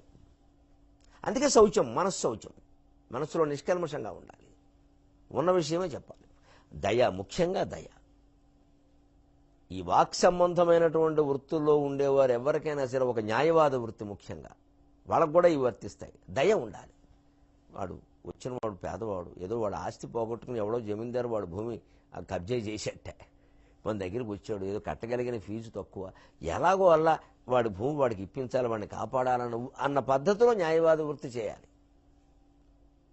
ఆ దయ ఉండాలి. ఎందుకంటే వాడు ఎక్కువ కట్టలేడు, పోనీ వాడి భూమి వాడికి వస్తే ఆ సంతోషంలో 1000 రూపాయలు వాడే ఎక్కువ ఇస్తాడు, అప్పుడు తీసుకుందాం, ఏమయ్యా నువ్వు బాగుంటే చాలయ్యా అని అందాం అని న్యాయవాదికి అనిపించాలి. అది సత్య శౌచ దయాయుక్త. దేవతోపాసకశ్చ యః, ముఖ్యంగా వాక్ సంబంధమైన వృత్తులలో ఉండేవాళ్ళు ఖచ్చితంగా నిరంతరం మనస్సులో పంచాక్షర జపం కానీ, అష్టాక్షర జపం కానీ, శ్రీమాత్రే నమః కానీ చేస్తూనే ఉండాలి, క్షణం విరామం లేకుండా. అప్పుడే వాళ్ళ వాక్కు సిద్ధిస్తుంది. అదే దేవతోపాసక. అత్యాశ వర్జిత. ఇది కేవలం మాటల వల్ల డబ్బు సంపాదించుకునే వ్యవహారం. ఇక్కడ పెట్టుబడులు ఏం పెట్టడం లేదు. వ్యాపారస్తులు వేరు, వాళ్ళు కొంత పెట్టుబడి పెట్టారు. ఓ 10 లక్షలు పెట్టుబడి పెట్టినవాడు ఆ పెట్టుబడి, దానికి వడ్డీ ఆశించడం తప్పు లేదు. ఆ వడ్డీ వస్తే సరిపోయింది, వాడు కుటుంబం వెళ్ళద్దు, లాభం ఆశిస్తాడు. ఈ వాక్ సంబంధమైన వృత్తుల మీద బతికే వాళ్ళు పెట్టుబడి ఏం పెట్టట్లా, వాక్కే పెట్టుబడి, గొంతు పెట్టుబడి పెట్టామంటాం. కాబట్టి అత్యాశ ఉండకూడదు. అమ్మాయ్య చాలు, మనకు వచ్చింది చాలు, దీంతో హాయిగా ఉన్నాం కదా, 2 పూట్ల సుఖంగా తింటున్నాం, మంచి బట్టలు కట్టుకున్నాం, పైగా మా బోటిగాళ్ళకి బట్టలు మేము కొనుక్కోకలా ఎవరో పెడుతూనే ఉంటారు, అస్తమానం వద్దానే పెడుతున్నారు. జాతకాల వాళ్ళు, ముహూర్తాల వాళ్ళు అందరికంతే. పంచుల చేపలు పెడుతూ భార్య కూడా పెడతారు చీరారవికాను. అందులో ఈ వృత్తిలో ఉండేవాళ్ళు ఎక్కువ బ్రాహ్మణులు గౌరవంతో పెడతారు, ఏమి ఇబ్బంది లేదు. ఇంకా అంతకంటే ఆశ పనికిరాదు. ఇంకా వీడిని ఏదో కొంచెం పితలాటకంలో పెడితే, లొకలొకలు పెడితే వాడు భయపడతాడు కదా, అప్పుడేదో హోమం చేయిద్దాం, 2 లక్షలు వసూలు చేద్దాం హోమానికి. మామూలుగా ఊరికే గుళ్ళో పూజ అంటే అర్చకుడు కడతాయి డబ్బులు, నాకేం వస్తాయి, హోమం అంటే నన్నే చేయమంటాడు, అప్పుడు నేను పెద్ద విశాలంగా ఉండే స్థలంలో హోమాలు పెట్టచ్చు, మొత్తం ఒక్కొక్కటి దగ్గర 10,000 చొప్పున ఓ 1000 మంది దగ్గర వసూలు చేస్తే మొత్తం జీవితంలో దరిద్రం అంతా తీరిపోయింది. ఈ పెద్ద పెద్ద పథకాలు వేసుకున్నామంటే చెంచల గూడాయ విద్మహే నో బైలాయ ధీమహి తన్నో జైలు ప్రచోదయాతు, అంతే లెక్క. చెంచలు కూడా వెళ్ళిపోవడమే, నో బెయిల్, ఇంకా జైలే. ఎందుకంటే పరిస్థితి అలాగే వస్తుంది. అత్యాశ, అత్యాశావర్జిత తస్య వాక్సిద్ధిర్భవతి ధ్రువం. సత్యానికి ఎవరు కట్టుబడి ఉంటారో, మనస్సులో రాగద్వేషాలు లేకుండా మనశ్శౌచాన్ని ఎవరు పాటిస్తారో, అందరి పట్ల దయ ఎవరికి ఉంటుందో, నిత్యము దేవతా స్మరణ మనస్సులో ఎవరు చేస్తూ ఉంటారో, అత్యాశను ఎవరు విడిచిపెడతారో వారికి వాక్సిద్ధి ఉంటుంది అని శాస్త్రాలు చెబుతున్నాయి. అంచేది ఏ వృత్తిలో ఉన్నా మనం వాక్సిద్ధి ఉండాలి, మనం ఆశీర్వదిస్తే అది జరగాలి అంటే ఇగో ఈ 5-6 లక్షణాలు మనం కలిగి ఉండాలి. ఎటువంటిది డబ్బు, ఎటువంటిది నాణ్యం అంటే అరిగించుగాని అరగదు, కరగదు కరిగించుగాని ఘనమే ధనమే, తరుగును తరిగించునయా పెరుగును పెరిగించి మిమ్ము విరుగంగొట్టు, అరిగించుగాని అరగదు, కరగదు కరిగించుగాని ఘనమే ధనమే, తరుగును తరిగించునయా పెరుగును పెరిగించి మిమ్ము విరుగంగొట్టు. అరిగించు కాని అరగదు. నాణ్యం అరిగేలోగా మనం అరిగిపోతామండి జీవితంలో. అంత అడ్డగాడిదని చేసేస్తుంది డబ్బు. డబ్బు జేబులో ఉందంటే డొక్కల్లో పొడుస్తూ ఉంటుంది మా నాన్నగారు అనేవారు. ఖర్చు పెట్టేసులారా గొడవ వదిలిపోతుంది అనేవారు. అదే అరిగించు కానీ అరగదు. ఎన్ని తిప్పులు తిప్పుతుందో వీడిని. జేబులో 100 రూపాయలు ఉంటే చాలు, అయ్యే వరకు తిరగడమే. అయిపోతే అప్పుడు ఏడుస్తూ ఇంటికి వస్తాడు. కరగదు కరిగించుగాని ఘనమే ధనమే, తరుగును తరిగించున, అది తరుగుతుంది మన తరిగిస్తుంది. పెరగదు పెరిగించి మమ్ము విరుగను, పెరుగును పెరిగించి మేము విరుగనుకుంటున్నాం. అది పెరుగుతున్నట్టే పెరుగుతుంది. ఓ కోట్లు పెరిగిపోతుంటే ఏం చేయాలో తెలియదు, షేర్లో పెట్టేస్తాం. ఆ కొనేది కూడా 10, 100, 50 షేర్లు కాదు కొనేది, 10,000 షేర్లు కొంటాం, 1,00,000 షేర్లు కొంటాం. ఒక్కసారే మొత్తం అమెరికాలో ఎన్నికలు ఏవో తేడాలు వస్తాయి, ఎవడు గెలవాడో వాడు గెలవకుండా ఇంకొకరు గెలుస్తారు, మొత్తం పడిపోతుంది. ఇదే పెరుగును పెరిగించి మేము విరుగనుగొట్టు. ఆ షేర్లు ఆ కంప్యూటర్ మీద నా షేర్ పెరిగింది, నా ధనం మొత్తం 3 లక్షల కోట్లు అయింది అని చూస్తాడు. మన్నాడు ఎలా జరగని బా అంటాడు, ఎందుకంటే ఆ 3 లక్షల కోట్లు పడిపోయింది. గ్రాఫ్ పడ్డమేగా. అంటే అక్కడ పెరిగింది, అక్కడ తరిగింది, ఇంట్లో ఏం పెరగలేదు. పూర్వం వాళ్ళ ఏం కనీసం బంగారం నాణ్యాల్లోకి మార్చుకునేవారు, లంకి బిందుల్లో పెట్టుకునేవాళ్ళు, తులసికోట కింద పెట్టుకునేవాళ్ళు, గోడల్లో పెట్టుకునేవాళ్ళు, అప్పుడప్పుడు చూసుకునేవాళ్ళు, ఆనందించుకునేవాళ్ళు, లక్ష్మీ పూజ చేసుకునేవాళ్ళు, బాగా ఆడవాళ్ళు ఆభరణాలు పెట్టుకునేవాళ్ళు, 10 మందికి దాన ధర్మాలు చేసేవాళ్ళు, ఐశ్వర్యాన్ని అనుభవించారు వాళ్ళు. మనమేం అనుభవించాం? ఊరికే ల్యాప్టాప్ తెర మీద చూస్తున్నాం నాకు ఎంత ఉందని, ఆ ల్యాప్టాప్ తెర మీద చూస్తున్నాం మనం దరిద్రులం అయ్యామని. అరగదు అరగించుగాని అరగదు కరగదు కరిగించుగాని ఘనమే ధనమే, తరుగును తరిగించునయా పెరుగును పెరిగించి మిమ్ము విరుగంగొట్టును. ఒక్క దెబ్బ నడుము విరిగిపోయేలా కొడుతుంది, చూసుకోండి. ఎందుకంటే మార్చగ యోగ్యమవును. వస్తు మార్పుడులో ఇబ్బందులు పడలేక అన్నాడు కవి. వస్తువులు మార్చుకోవడంలో ఇబ్బందులు ఉండడం వల్ల డబ్బు అనేదాన్ని కనిపెట్టాడు మనిషి. నిజమే, మార్చడానికి బాగానే ఉంది, కానీ ఇంకా చాలా పనులు చేస్తుంది. మరి మార్చగ యోగ్యమవును పరిమార్చగ ఇంకను యోగ్యమవును, మార్చగ యోగ్యమవును పరిమార్చగ ఇంకను యోగ్యమవును. ఏ మార్చగలట్టి సాధనము మార్చును ధర్మజు దుస్ససేనుగా, ఏ మార్చగలట్టి సాధనము మార్చును ధర్మజు దుస్ససేనుగా. దూర్చెడునన్నిటం తలను దూరిన దోషమటంచునందురు, దూర్చెడునన్నిటం తలను దూరిన దోషమటంచునందురు. ఈ చర్చలకేమి గాని పరిచర్యలు చేయరే దానికందరు, ఈ చర్చలకేమి గాని పరిచర్యలు చేయరే దానికందరు. మార్చడానికి యోగ్యం అవుతుంది, బాగుంటుంది, సుఖంగా ఉంటుంది, సులభంగా ఉంటుంది, డబ్బు కనిపెట్టారు అమాయక మానవులారా. మిమ్మల్ని మార్చుతోందా పరిమార్చుతోందా? పరిమార్చడం అంటే నాశనం చేయడం. చూసుకోమని చెబుతున్నాడు కవి. మార్చక యోగ్యమోను పరిమార్చక ఇంకను యోగ్యము. తల్లిని చంపుతున్నారు, తండ్రిని చంపుతున్నారు, పిల్లల్ని చంపుతున్నారు, ఆత్మీయులను చంపుతున్నారు. డబ్బు కోసమే కదండి. డబుల్ బెడ్రూమ్ ఇంటిని పేదవాళ్ళ కోసం కేటాయిస్తే అక్క తమ్ముడు కొట్టుకుని చచ్చిపోయారు. నాకు బాట నాకు బాట అంటే ఇదివరకు ఆ ఇల్లు లేకపోతే అక్క తమ్ముడు సుఖంగా ఉండేవారు. అంతే. ఇది పరిమార్చక ఇంకను యోగ్యమోను. ఏమార్చగలట్టి సాధనము. మనిషిని మతిమరపొచ్చేలా చేసేస్తోంది, మత్తులో పడేస్తోంది. అంతేకాదు మార్చును ధర్మజు దుస్సస్యనుగా. ధర్మరాజు అంతటి వాడిని కూడా దుశ్శాసనం లాంటి దుర్మార్గుని చేసేస్తుంది డబ్బు. డబ్బు రాకముందు బాగానే ఉంటాడు, డబ్బు వచ్చాక చెడిపోతున్నాడు. దూర్చుడు అన్నిటంతలను అన్ని వ్యవహారాలను డబ్బే మూలం. మనం రకరకాల చర్చలు టీవీల్లో ఏవో దేవాలయాల గురించి, వారు దేవుడా వీరు దేవుడా, అది గొప్పదా ఇది గొప్పదా అనే రకాల చర్చలు జరుగుతామా? అనేక రకాల చర్చలకు మూలం ఆర్థిక కోణం, డబ్బు కారణంగా జరుగుతున్నాయి ఇవి. అంత డబ్బు లేకపోతే ఈ చర్చ వచ్చేది కాదు. అది అన్నిట్లోనూ డబ్బే మూలం. దూరిన దోషముంటున్నందు పైగా డబ్బుని ఎవరన్నా దిక్కుమాలని డబ్బు అంటే అప్పమ్మ లక్ష్మీదేవి అనకూడదు. లక్ష్మీదేవిని అలా అనకూడదు, కానీ లక్ష్మీదేవిని అడ్డగోలుగా వీధుల వెంట తిప్పచ్చా? లక్ష్మీదేవిని అడ్డగోలుగా సంపాదించచ్చా? పోతుందో ఉత్తమం స్వార్జితం విత్తం మధ్యమం పితురార్జితం అధమం భ్రాతృవిత్తం చ స్త్రీవిత్తం అధమాధమం. అందుకని చిన్నప్పుడు పెద్దప్పుడు ఎప్పుడైనా సరే నీ డబ్బు మీద నువ్వు ఆధారపడి నువ్వు కష్టపడి సంపాదించుకున్న డబ్బు అయితే ఇంకో సౌకర్యం కూడా ఉంది అందులో. ఎలా ఖర్చు పెట్టినా ఎవరు అడగలేదు. అవసరమైతే నా డబ్బు నేను ఏదో చేసుకుంటాను మీకెందుకు అని సమాధానం చెప్పచ్చు. రెండవది, తప్పనిసరి అయితే బాల్యంలో వాడు సంపాదించుకోవడం కష్టం, సంపాదించింది వాళ్ళ జీవితానికి సరిపోదు కాబట్టి మధ్యమం పితురార్జితం, తల్లిదండ్రుల సంపాదనలు వాడుకోవచ్చు. అది మధ్యమం అని విద్యార్థులు గ్రహించాలి. మీ హక్కు కాదు తల్లిదండ్రుల సొమ్ము వాడుకోవడం, అది కేవలం రెండవ ఆధారం.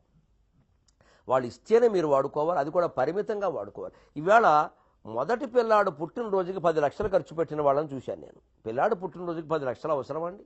మనం గొప్పవాళ్ళం. వాడికి తెలియదు అది పుట్టినరోజో పెళ్లి రోజో, వాడికి తెలియదు. వాడు ఉయ్యాల్లో ఏడుస్తున్నాడు గుక్కడి పాల కోసం. ఈ తల్లి ఆ పిల్లాన్ని పట్టించుకోవడం మానేసి పెదవులకి రంగు పూసుకుని అందరినీ పలకరించడం, వచ్చారా వెరీ గ్లాడ్ వెరీ గ్లాడ్, మళ్ళీ ఇంగ్లీష్ వాడు దీనికి.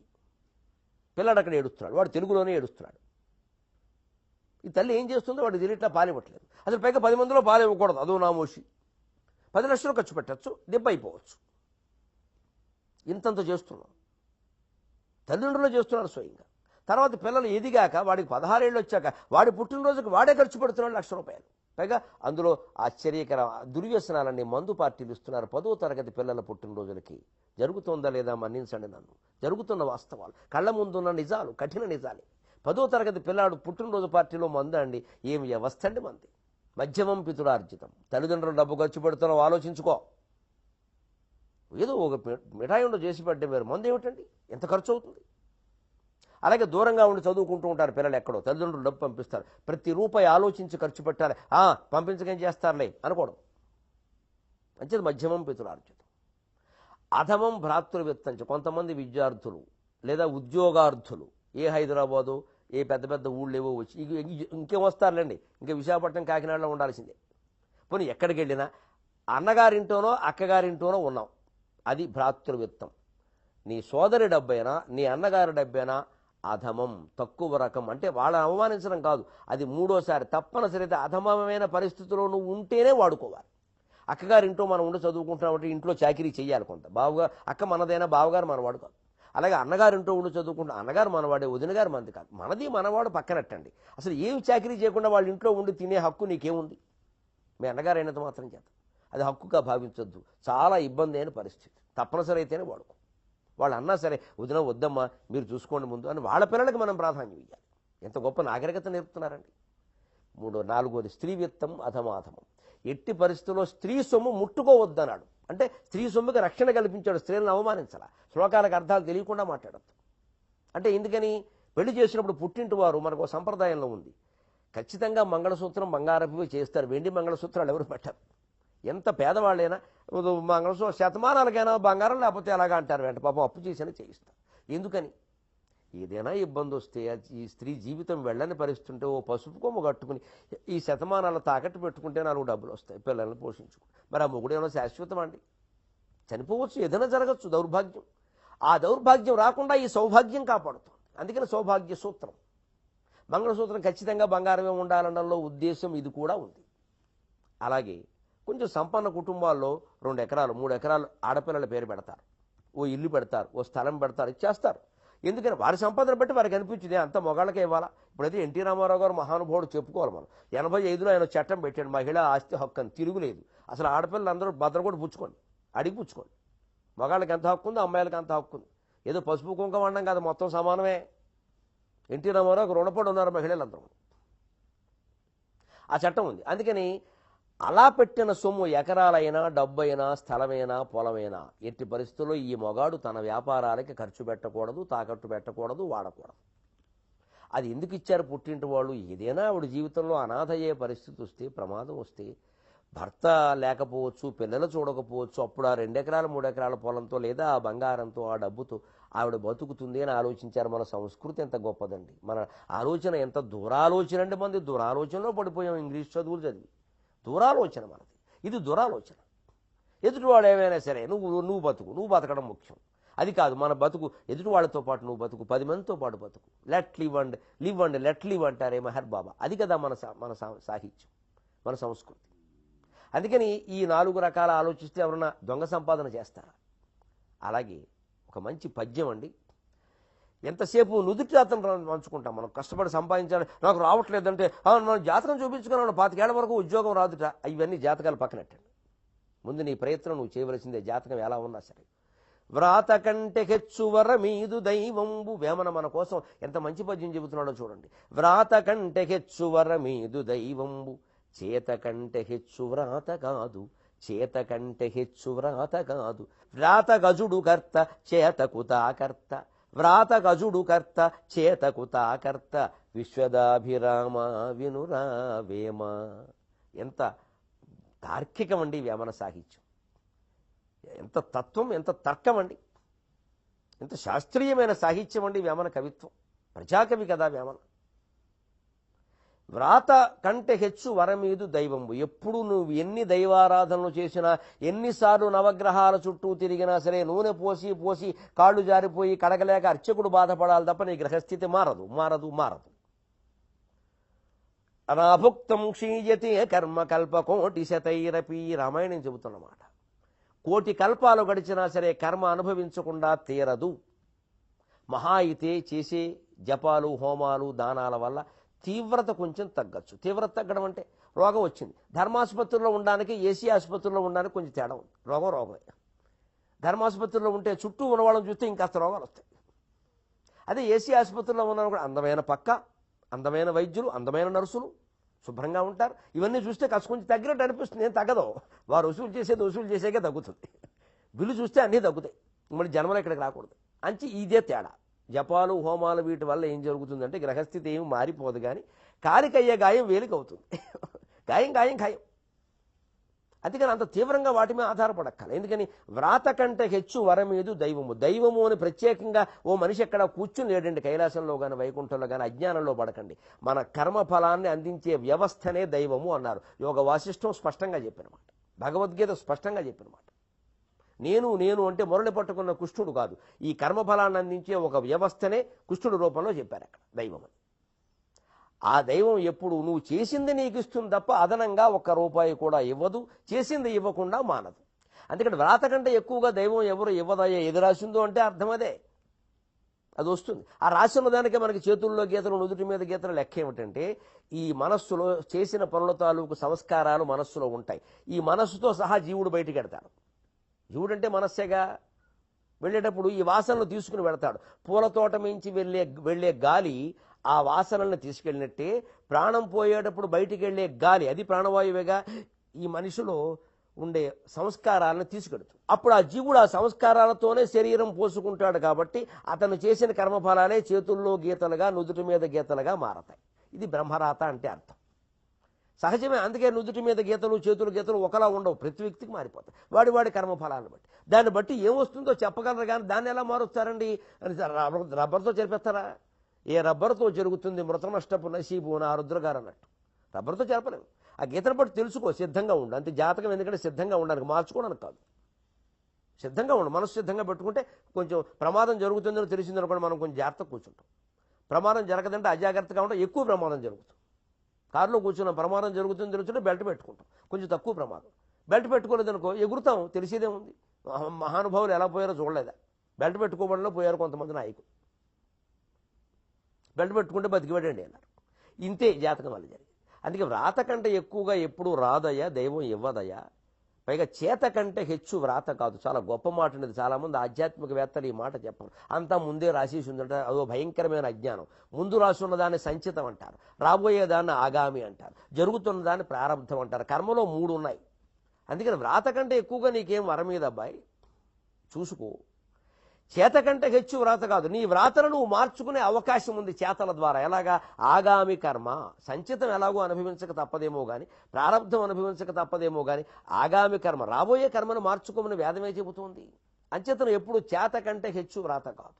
పైగా వ్రాతకు అజుడు కర్త, చేతకు తాకర్త. ఇవి రాసింది ఏమిటో మనకి తెలియదు. బ్రహ్మరాత అంటే మనకి తెలియదు ఎలా ఉందో, కానీ మనం చేసుకునే దానికి మనమే కదా కర్త. అది ఒక్కటి తెలుసుకోగలిగితే మన జీవితాన్ని మనం మార్చుకోగలం. ఇంత హేతువాదం, ఇంత శాస్త్రీయత, ఇంత తార్కికత భారతీయ వేదాంతంలో ఉంది. భారతీయ వేదాంతం నిర్లిప్తత కాదు. దాని సారాన్ని మనం ఒక మంచి వ్రాత గజుడు కర్త, చేతకు తాకర్త, విశ్వదాభిరామ వినురవేమ, ఎంత బాగా చెప్పాడండి.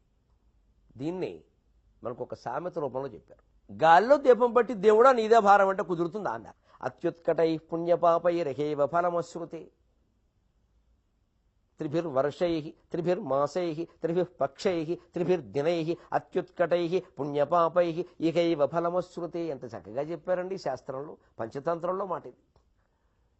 నువ్వు తీవ్రమైన పాపం చేసినా, ఉదారమైన ఉన్నతమైన పుణ్యం చేసినా, అది తీవ్రమైన పాపం కానీ అతి ఉన్నతమైన పుణ్యం కానీ ఏది చేసినా దాని ఫలితం త్రిభిర్వర్షై 3 సంవత్సరాల్లో కానీ, త్రిభిర్మాసై 3 మాసాల్లో కానీ, త్రిభిఃపక్షై 3 పక్షాల్లో కానీ. ఎందుకంటే పూర్వం వారాల లెక్కలు లేవండి, పక్షాల లెక్కలు తప్ప.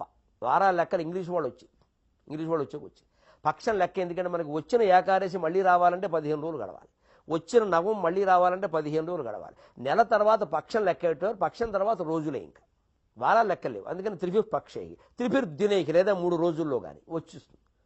తీవ్రమైన పాపం అయితే 3 రోజుల్లోనే వచ్చేస్తుంది. కొంచెం తీవ్రత తక్కువైతే 3 పక్షాల్లో 45 రోజుల్లో, ఇంకొంచెం తీవ్రత తక్కువైతే 3 ఏళ్లలో, 3 నెలల్లో, ఇంకొంచెం తక్కువైతే 3 ఏళ్లలో. మరి మామూలు విషయాలైతే వచ్చే జన్మ. ఇలాగ చేసిన కర్మ పూర్వజన్మది మనం అనుభవిస్తున్నప్పుడు ఈ జన్మది కూడా ఉంటుంది కదా. మరి ఈ జన్మ నీ చేతిలో ఉంది కదా. వ్రాత గజురు కర్త, చేతకు తాకర్త. నువ్వు చేసేది నువ్వు చేసుకో. సంచిత కర్మని దాచిన విత్తనాలు లాంటిది. రైతు విత్తనాలు పొలంలో జల్లితే మొలుస్తాయి, లేత మొలవు. సంచిత కర్మ విత్తనాలు లాంటిది, దాన్ని మనం మార్చేయచ్చు. దాన్నే భగవంతుడు భగవద్గీతలో చెప్పాడు, జ్ఞానాగ్నిదగ్ధ కర్మాణం. అద్వైత జ్ఞానాన్ని కనుక నువ్వు పొందగలిగితే ఈ జరిగిన పనులు, జరగబోయే పనులు అన్నీ భగవంతుని చర్యలో లీలగా అనంతుని చర్యల్లో భాగంగా సాగాయి. ఇందులో నేను కర్తను కాదని గ్రహించగలిగితే మొత్తం చేసిన పాపాలు అవుట్, ఒకటి దెబ్బతావు. జ్ఞానాగ్నిదగ్ధ కర్మాణం. ఆ జ్ఞానం పొందాలి, స్థిరంగా ఉండాలి. జీవితంలో సౌభాగ్యం ముఖ్యమా, సంపద ముఖ్యమా? మనం తేలిగ్గా చెప్పేస్తాం, పైకి చెప్పడం అందరూ సిద్ధమేగా. లోపలంతా సంపదలే ఆశిస్తాం, కానీ సౌభాగ్యమే ఎక్కువ. సంపదే ఉంది, ఇవాళ ఉంటుంది, రేపు పోతుంది. కానీ ఇవాళ ఉండి రేపు పోయేదానికోసమే కొన్ని లక్షల కోట్లైనా సరిపోవట్లేదు మనుషులకి. సంపద ఇవాళ ఉండి రేపు పోతుందంటే సంపద ఎక్కడికి పోదు, మనం పోతాం. కానీ మరి మనం ఇవాళ ఉంటాం రేపు పోతామని తెలుసుండి కూడా అడ్డగోలుగా సంపాదిస్తున్నాం, అక్రమంగా సంపాదిస్తున్నాం. అలా సంపాదించడానికే పిల్లల చేత రకరకాల చదువులు చదివిస్తున్నాం. సంపాదనే చదువు, సంపాదించే చదువులే, సంస్కారం నేర్పే చదువులు నేర్పాలని మనం అనుకోవట్లే, చేస్తూనే ఉన్నాం. కానీ మాట్లాడవలసి వస్తే మాత్రం మనం అంతా కూడా సంపద వేళ ఉంటుంది, రేపు పోతుంది, సౌభాగ్యమే ముఖ్యమమ్మా అంటాం. ఏమిటో మంచి కారైనా లేదు, కారు లేని వాడుతున్నా కాపురం చేయొచ్చు, కానీ కారు లేని వాడుతూ ఎలా చేస్తామమ్మా? అంతే కదండి. ఈ రోజుల్లో అసలు ఆడపిల్లలు నెట్లో పెడుతున్నారు సమాచారం కోసం, మగపిల్లలు కూడా నెట్ 10K, అసలు 10 లక్షలు తక్కువ జీతం ఉండడానికి వీల్లేదు సంవత్సరానికి ప్యాకేజ్. ఆ పైన న్యూక్లియర్ ఫ్యామిలీ, అమ్మా నాన్న ఎవరు సర్వాంగక్షవరం అయిపోయి వీడు ఒక్కడు ఉండాలి, ఒంటికేసి ఉంటుకుమలాగా. వాడు ఇది కూడా ఎంతకాలం కలిసి ఉంటారో తెలియదు. పెట్టేస్తున్నారు స్పష్టంగా, ఇలా అయితేనే మాకు నచ్చుతారు, లేకపోతే నాకు నచ్చదు, తీసేయి. మీ అమ్మా నాన్న ముందు ఓల్డేజ్ హోమ్లో చేర్పిన తర్వాత రా. లేకపోతే వాళ్ళకి ఏమైనా పెన్షన్లు వస్తాయా, మెడికల్ ఇన్సూరెన్స్ ఉందా, ఇవన్నీ అంటే ఏమిటి వీళ్ళ ఖర్చులు పెట్టుకోకల్లా, వీళ్ళు భరించక్కల్లా, వాళ్ళే భరించుకుంటారు. ఇంక ఇలా అనుబంధాలు తెగిపోయిన తర్వాత అసలు పిల్లల్ని కనడం దేనికి, పెంచడం దేనికి, వాళ్ళకి ఆస్తులు ఇవ్వడం దేనికి, దీనికి అసలు ఇదంతా ఇది ఒక్కసారి యువతరం ఆలోచిస్తే మనసులో మార్పు వస్తుంది. అసలు నలుగురు కలిసి ఉన్నది కుటుంబం అంటారు, నలుగురు సమస్యలు పట్టించుకోవాలి తప్ప. పోనీ ఇంతమందిని పట్టించుకోకుండా వీళ్ళు ఏమైనా సుఖంగా ఉన్నారంటే, ఈ భార్యాభర్తలు ఇద్దరిలో యంగ్ కపుల్ కొత్త జంటలో ఎవరికి ఏ సమస్య వచ్చినా అంతే, సీలింగ్ ఫ్యానాయ విద్మహే చున్నీ కంఠాయ ధీమహి తన్నో మృత్యు ప్రచోదయాత్. ఈ చున్నీ తీయడం, శుభ్రంగా పైన సీలింగ్ ఫ్యాన్ వేసుకోవడం మానాటి ఖాళీ. సాఫ్ట్వేర్ మహిళ భవనం మించి దూకింది, ఎన్ని చూడడం లేదు. ఆరు ఎక్కడ కంటే స్కూటరే నయం. ఎందుకంటే స్కూటర్ ఎక్కితే ముందు భర్త నడుపుతూ ఉంటాడు, భార్య సరదాగా కూర్చొని నడుం చుట్టూ చేస్తుంది. ఎందుకోసం వేసినా వేశారు కదా, వారి రక్షణ కోసం వేసిన. కారులో కూర్చుంటే ఎక్కడ వేయాలని బేగ మీద వేయాలి, చెయ్యి ఏముంది వేయడానికి. అందుకని ఎప్పుడు మనకున్న వాహనం మంచిది, మనకున్న భర్త మంచివాడు, మనకున్న భార్య మంచిది, మనకున్న సంసారం మంచిది, మన జీవితం మంచిది, వెరసి మనం ఇంకేం కోరుకోవడం లేదు. ఇది ఇలా ఉంటే చాలా ఆనందంగా, ఇంకేం అక్కర్లా. ఇది కూడా మార్చినా మనకేం అభ్యంతరం లేదు, మనసులో ఆనందం ముఖ్యం. ఎంత గొప్ప సందేశాలు మన పద్యాల్లో ఉన్నాయండి. ఇప్పుడు ఉన్నదాంతో సంతృప్తి పడాలి జీవితం. అదే భర్త, అదే భార్య, అదే పిల్లలు, అదే ఉద్యోగం, అదే చదువు, అదే సౌభాగ్యం, అదే దారిద్ర్యం, ఏదీ మారదు. జీవితం భగవంతుడిచ్చిన ప్రసాదం లాంటిది. దాన్ని వంక పెట్టకుండా మనం ప్రసాదాన్ని కళ్ళగద్దుకుని నోట్లో వేసుకున్నట్టే జీవితాన్ని కూడా కళ్ళగద్దుకుని ఆస్వాదించాలి, అనుభవించాలి. ఆ అదృష్టం అనుకునేది తర్వాత పెద్ద శని అయిపోతే అసలు ఈ అతి సంపాదించుకున్నా బాగుండేది అమ్మ, మామూలుగా ఉన్నప్పుడే సుఖంగా ఉన్నాం. కొన్ని వందల మంది నోట విన్నాను నేను ఈ మాట. వాళ్లే పరిగెట్టుకుని 36 ఉద్యోగాలు 26 సద్యోగాలు చేసి సంపాదించారు. ఎందుకు సంపాదించాలి? బుద్ధి లేక. మనకు అవసరం లేని సంపాదన ఎందుకంటే అసలు ఎంతసేపు సంపాదన సంపాదన సంపాదన. ఆడ మగ పిల్ల మేక గొడ్డు గోద మొత్తం సంపాదించేసేసి ఇక అడ్డగోలు ఖర్చులన్నీ పెట్టాయి. అప్పుడు అందరికీ దుర్వ్యసనాలు పట్టుకుంటే అప్పుడు ఇదంతా లేనప్పుడే బాగుండేది. పూర్వం ఎంత బాగుండేవారు, బాగుంటారు. మరి సంపాదన కూడా తక్కువ. ఒక్క పంటతో సరిపెట్టుకున్నాడు మనిషి. వీళ్ళు 3 పంటలు పండి ఇస్తోంది భూదేవి, మనం వాడిని పీక పిండేస్తున్నాం. ఈ దురాశ నుంచి బయటపడాలి. మహాత్మా గాంధీ గారు తన జీవిత కథలో చెబుతారు ఒక్క మాట, మనిషి అవసరాలు తీర్చడానికి భూమండలం బాగా సరిపోతుంది, ఇంకా మిగులుతుంది కూడా. మనిషి ఆశలు తీర్పడానికి సరిపోతూ అంటారు. నీ అవసరం చూసుకో, ఆశలు వద్దు. మంచి చెడ్డలను 2 లేవయ్యా నా లోకంలో. అవసరమైంది మంచి, అనవసరమైంది చెడు అంటాడు. మనకు ఆశ్చర్యంగా, అవసరమైంది మంచా, నాకు 10 కోట్లు అవసరం అనిపిస్తున్నా, ఏదో మంచి అనమాట. నీకు అనిపించడం కాదు, నీకు అనిపించింది అవసరమని నేను అనలేదు. ఆయన అవసరమైంది అంటే ఈ లోక వ్యవస్థను అనుసరించి అత్యవసరమైంది ఏదో అది అరగదు, మన అరిగిపోయేలా చేస్తుంది. కరగదు కరిగించుగాని ఘనమే ధనమే, అది కరగదు. నాణ్యం కరగాలంటే కొంత సమయం పడుతుంది, చాలా కష్టం. కానీ మన కరిగించేస్తుంది, ఐస్ క్రీమ్ని కరిగించినట్టు. ఎంత తేలిగ్గా డబ్బులు అయిపోతున్నాయండి ఇవాళ యువతరం చేతుల్లో. ఉట్టిన సరదాకి స్నేహితులు అంటారు, విందు అంటారు, వినోదం అంటారు, పెడతారు. అయిపోయింది, 1000 రూపాయలు అయిపోయినాయి. ఓ 4 కలిసి చలనచిత్రం చూడడానికి ఎడతారు. ఇందులో కాస్త 3 కొంచెం తెలివైన వాళ్ళు ఉంటారు, ఒకడు అమాయకుడు ఉంటాడు. వీడు పెద్ద అందరికీ పెద్ద దర్పం చూపించాలని వీడు ముందు టికెట్లు తీసేస్తాడు. వీడు డబ్బు కాదు, వీడు నాన్న డబ్బు. వాళ్ళ దగ్గర గొప్ప చెప్పుకోవడానికి. పైగా తండ్రిని అంటాడు, ఆ మాత్రం ఇవ్వలేరా అంటున్నా. ఎందుకు ఇవ్వాలి? తండ్రి ఎవడన్నా తల్లి ఎవరైనా తన కొడుకు కోసం ఇస్తారు, మొత్తం స్నేహితులందరి కోసం ఇస్తారా? అది ధర్మమా? అది బద్ధత? రేపొద్దున వీడి కొడుకు పుట్టాక వీడు ఇలా ఖర్చు పెడుతుంటే అర్థమవుతుంది ఆ పరిస్థితి. నా స్నేహితుల కోసం ఖర్చు పెట్టే డబ్బులు నాన్నగారు ఎందుకు ఇవ్వాలి? నా కోసం అంటే ఇస్తారు, మరి వాళ్ళ నాన్నగారు వాళ్ళకి ఇవ్వాలిగా. అందుకే ఎప్పుడు యువతరం స్నేహితులు వెళ్ళినప్పుడు ఒక పద్ధతి ఉంది, మేము చిన్నతనంలో పాటించేవాళ్ళం, చాలా తెలివిగా ఉండేవాళ్ళం. ఏడీవి అనేవాళ్ళం, ఎవరి డబ్బులు వాళ్ళవే అనేవాళ్ళం.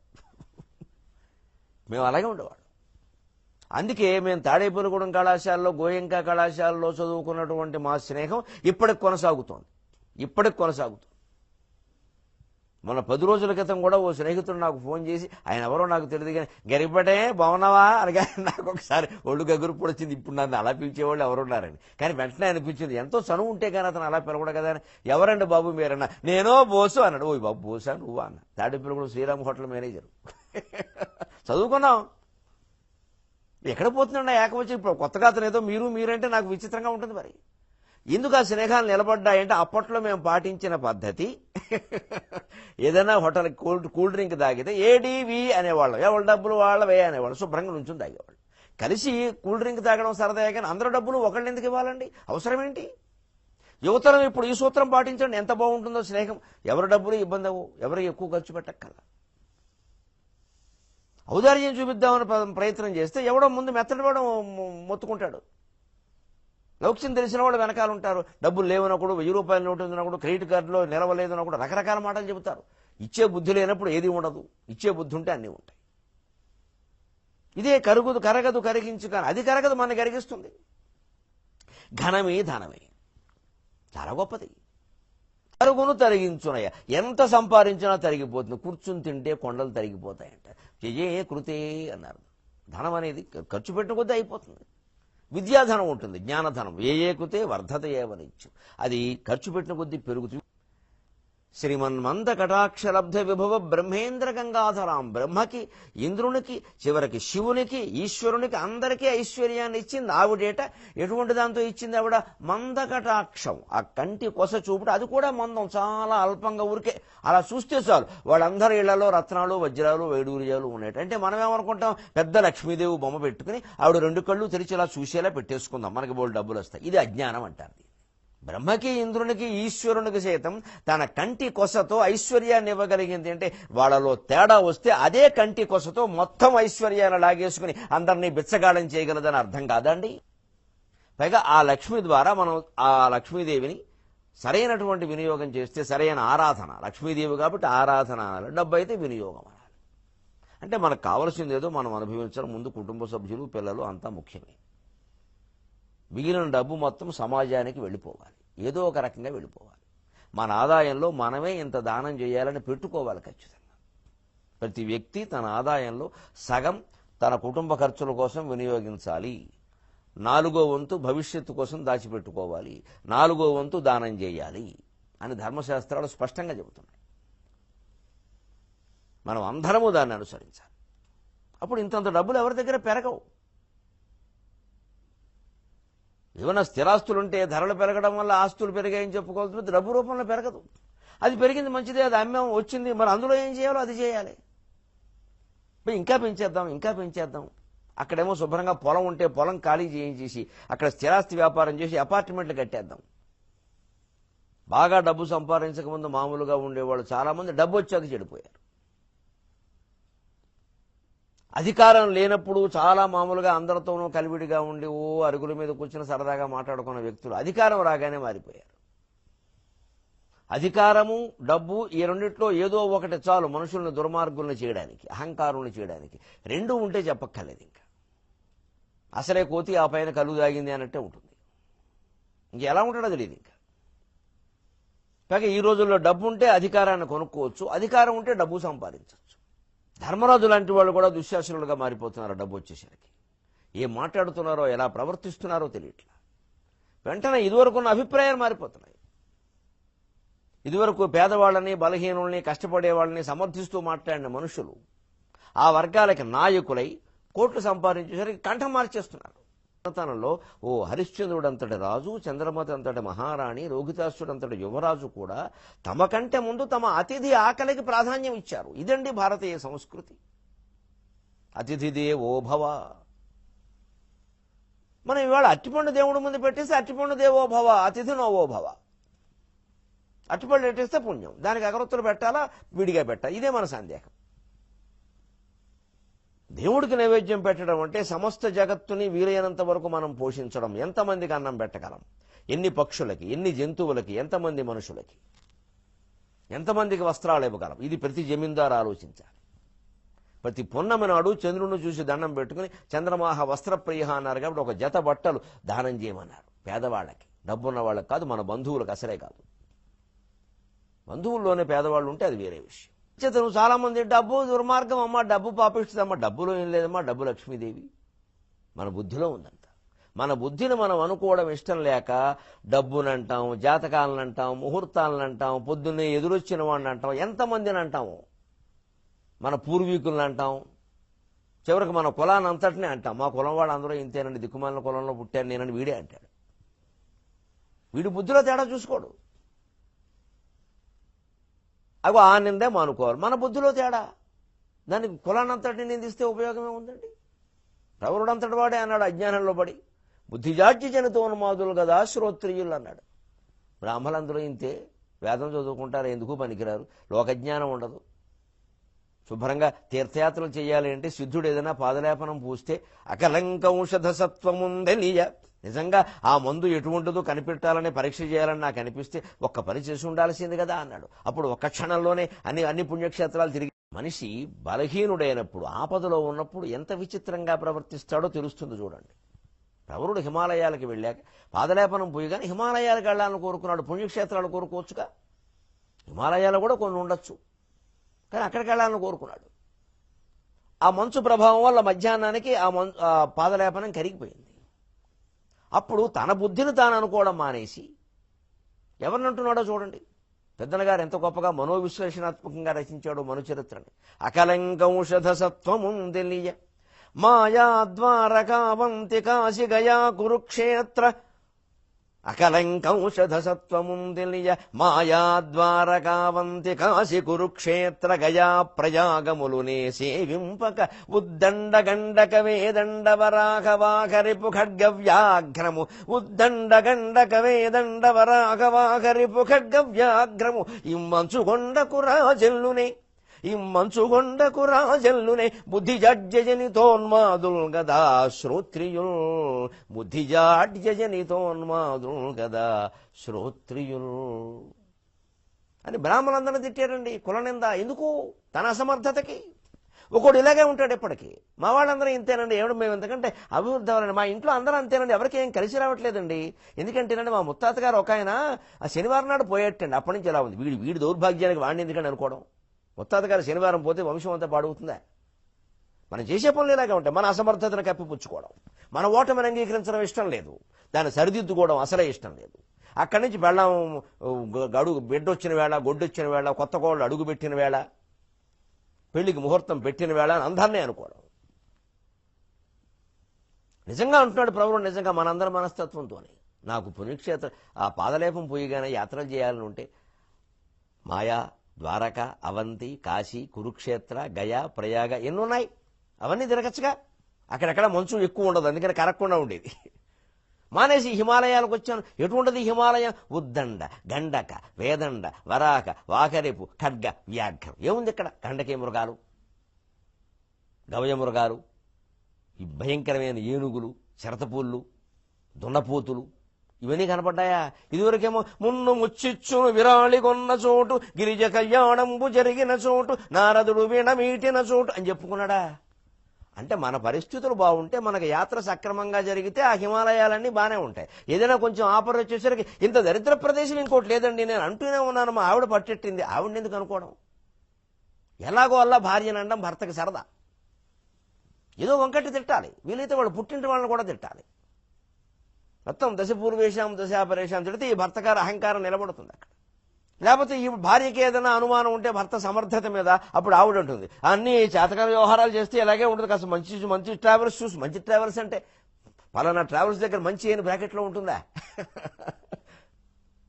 అది పాపం తప్పుడు మార్గమైనా పర్వాలా, మనకు వచ్చేస్తే చాలు.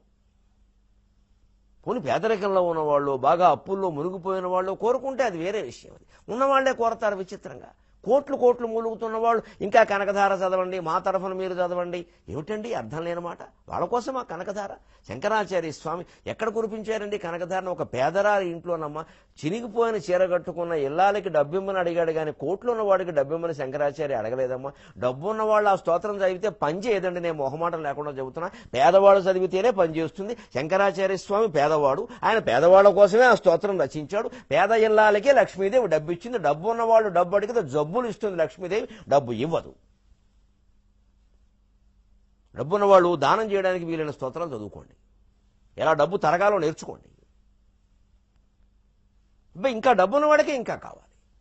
ఇంకా కళకళ ఆడిపోయి దీపాలు ఎట్టేస్తే లక్ష్మీదేవి, దీపాలు ఎడితే వచ్చేది కరెంటు బిల్లు వస్తుందమ్మా, లక్ష్మీదేవి రాదు. దీపాలు బాగా పెడితే, లైట్లన్నీ పెడితే కరెంటు బిల్లు వస్తుంది, లక్ష్మీదేవి రాదు. దానికిగా దేవతలు వచ్చేది. దీపాలకి, నూనెలకి, పట్టుచీరలకి భ్రమపడి దేవతలు వస్తారనుకోవడం భ్రమ. అజ్ఞానంలో ముంచుతున్నారు కావాలనే కొంతమంది. ఎందుకంటే వాళ్ళ వ్యాపారాలు బాగా నడుస్తాయి. ఆ రోజు గుళ్ళోకి బ్రహ్మాండంగా వచ్చేస్తారు, కాళ్ళకడ్డంగా పెట్టేస్తారు దీపాలు. కార్తీక మాసంలో గుళ్ళోకి వెళ్ళాలంటే భయంగా ఉంది, కాళ్ళకడ్డంగా దీపాలు పెట్టేస్తారు. ఇదివరకు ఎక్కడైనా శివాలయం ఉంటే, మా ఊళ్ళో ఉండేది శివాలయంలో చక్కగా పెట్టేవారు. శివుడు మందిరం ముందు, ఆ గర్భగుడి ముందు ఒక్క ద్వారం, మూడు వైపులా కింద పెట్టరుగా. అమ్మవారి గుడి దగ్గర పక్కన సుబ్రహ్మణ్య స్వామి ఉండేది, అక్కడ పెట్టేవారు అంతే. ఆ మూడు చూసి దండం పెట్టుకునేవాళ్ళం చక్కగాను. త్రిగుణాలని దగ్ధం చేసి గుణాతీతంగా ఎదిగినంత ఆనందం కలిగేది మా ఊరు గుళ్ళో మాకు. ఎంత మెరుపుకు అంత వాన, ఎంత సంపదకు అంత ఆపద అంటాడు. సంపదలు పెరిగిన కొద్దీ ఆపదలు ఎక్కువ అవుతాయి. అంటే సంపద మంచిదే కానీ ఒక స్థాయిని మించకూడదు. కీర్తి కూడా మంచిదే, ఒక స్థాయిని మించకూడదు. భౌతిక సుఖాలు భోగాలు అన్నీ మంచివే, ఉండవలసినవే, అవసరమైనవి, కానీ ఒక స్థాయిని మించకూడదు. ఆ మించకూడదు అనేది ఎంత అంటే వ్యక్తిని బట్టి ఆయన జీవిత విధానాన్ని బట్టి ఉంటుంది. అది ఎవరికి వారు నిర్ణయించుకోవాలి. అందుకే మనకు అన్ని గురువుగారు చెప్పేస్తారు, గురువుగారు చెప్పిన ప్రకారం అనుకోవడం చాలా పొరపాటు కలియుగంలో. అంటే ఇన్ని భయాలే లోకంలో, ఏ స్థితిలో ఉన్నా భయమే. పదవి వస్తే పోతుందని భయం, రాకపోతే రాదేమో అని భయం. అందంగా ఉంటే అందం తగ్గిపోతుందేమో అని భయం, అందంగా లేకపోతే ఎప్పుడు ఇలాగే ఉంటామేమో మన ఎవరు చూడరేమో అని భయం. కాస్త 4 ముక్కలు నోటికి వస్తే మర్చిపోతామేమో అని భయం, పూర్తిగా మరిపోయి వస్తే జ్ఞాపకం లేదే అని భయం. సర్వం వస్తు భయాన్వితం భువి నృణాం వైరాగ్యమేవా భయం. నాకు అక్కర్లేదు, నేను అందంగా లేకపోయినా పర్వాలేదు, నాకింత డబ్బు లేకపోయినా పర్వాలేదు, ఏదో 2 మెతుకులు తిని ప్రశాంతంగా ఉంటే చాలు, నమశివాయ నమశివాయ నమశివాయ అని ఎవడు ఉండగలుగుతాడో వాడు నిర్భయంగా ఉంటాడు. రోగే రోగ భయం, కులే చ్యుతి భయం, విత్తే నృపాలాద్భయం, మాన్యే మాన్యే మానే దైన్య భయం, మానే దైన్య భయం, గుణే ఖల భయం, మానే దైన్య భయం, బలే రిపు భయం, రూపే జరాయా భయం, శాస్త్రే వాది భయం, గుణే ఖల భయం, కాయే కృతాంతాద్భయం, సర్వం వస్తు భయాన్వితం భువి నృణాం వైరాగ్యమేవా భయం. వైరాగ్యం సముపాశ్రితః వివిక్త సేవీ లఘ్వాసీ యత వాక్కాయ మానసః ధ్యానయోగపరో నిత్యం వైరాగ్యం సముపాశ్రితః. ఆ పని చేస్తూ పని యందు తప్పితే ఇంకా ఇతరమైన ఆలోచనలు మనకు లేకుండా ఉండాలి అంటే అసక్త బుద్ధికి ముందు వైరాగ్యం ఉండాలి. చితాత్మ ఇంద్రియ నిగ్రహం పొందాలి అంటే వైరాగ్యం ఉండాలి. విగత స్పృహ కోరికలు తగ్గించుకోవాలన్నా అసలు లేకుండా చేసుకోవాలన్నా వైరాగ్యం ఉండాలి. అదే చెడిపోయే లక్షణం. అందుకే ఈ దశ, ఈ లక్ష్మీదేవి పట్టింది, ఈ సరస్వతి కటాక్షపు దశ ఓ 10 ఏళ్ళు ఉంటుంది. దశ అంటారు దాన్ని, తర్వాత పోతుంది. అదే కృషి చేసుకుంటే ఆ లక్ష్మీదేవి, ఆ సరస్వతీదేవి ఇంత ఐశ్వర్యం పట్టినా అతను దాన ధర్మాలు మానలేదు. ఇంత సరస్వతి కటాక్షం వల్ల ఇతను మాట్లాడింది బ్రహ్మాండమైన వేద ప్రవచనంలా బ్రహ్మాండంగా అందరినీ ఆకట్టుకుంటున్న పుస్తకాలు చదవడం మానలేదు. ఎక్కడా గర్వం లేదు, అహంకారం లేదు. వచ్చిన వారందరినీ నమస్కారం పెట్టి పలకరిస్తున్నాడు. అన్ని వర్గాల వాళ్ళని, అన్ని కులాల వాళ్ళని భుజం మీద చెయ్యేసి పలకరిస్తున్నాడు. అన్ని కులాల వాళ్ళతో కలిసి భోజనం చేయడానికి ఇబ్బంది పడడం లేదు. అహంకారాలు లేవు, అంటూ ముట్టు లేవు, అంటుకోను ముట్టుకోను ఇలాంటి చేదస్తాలు లేవు. అందరితో కలిసిపోతున్నాడు హాయిగా. ఇతని దగ్గర సరస్వతీదేవి ఉండాలి, ఇతని దగ్గర లక్ష్మీదేవి ఉండాలి అనుకున్న లక్ష్మీ సరస్వతులు 2 సచామర రమావాణి సవ్య దక్షిణ సేవిత. ఎవరు మొత్తం ప్రపంచాన్ని ఆ బ్రహ్మకీట జరణి, బ్రహ్మదేవుడు మొదలు సాలెపురుగు వరకు ఒకే తల్లికి పుట్టిన వాళ్ళం అని సమస్త కులాల వాళ్ళని, సమస్త మతాల వాళ్ళని ఒకే రకంగా ప్రేమించగలుగుతాడో అతనికి లక్ష్మీదేవి సరస్వతీదేవి చామరాలు పట్టుకుని సేవ చేస్తారండి. ఎందుకంటే వాడు లలితా స్వరూపం.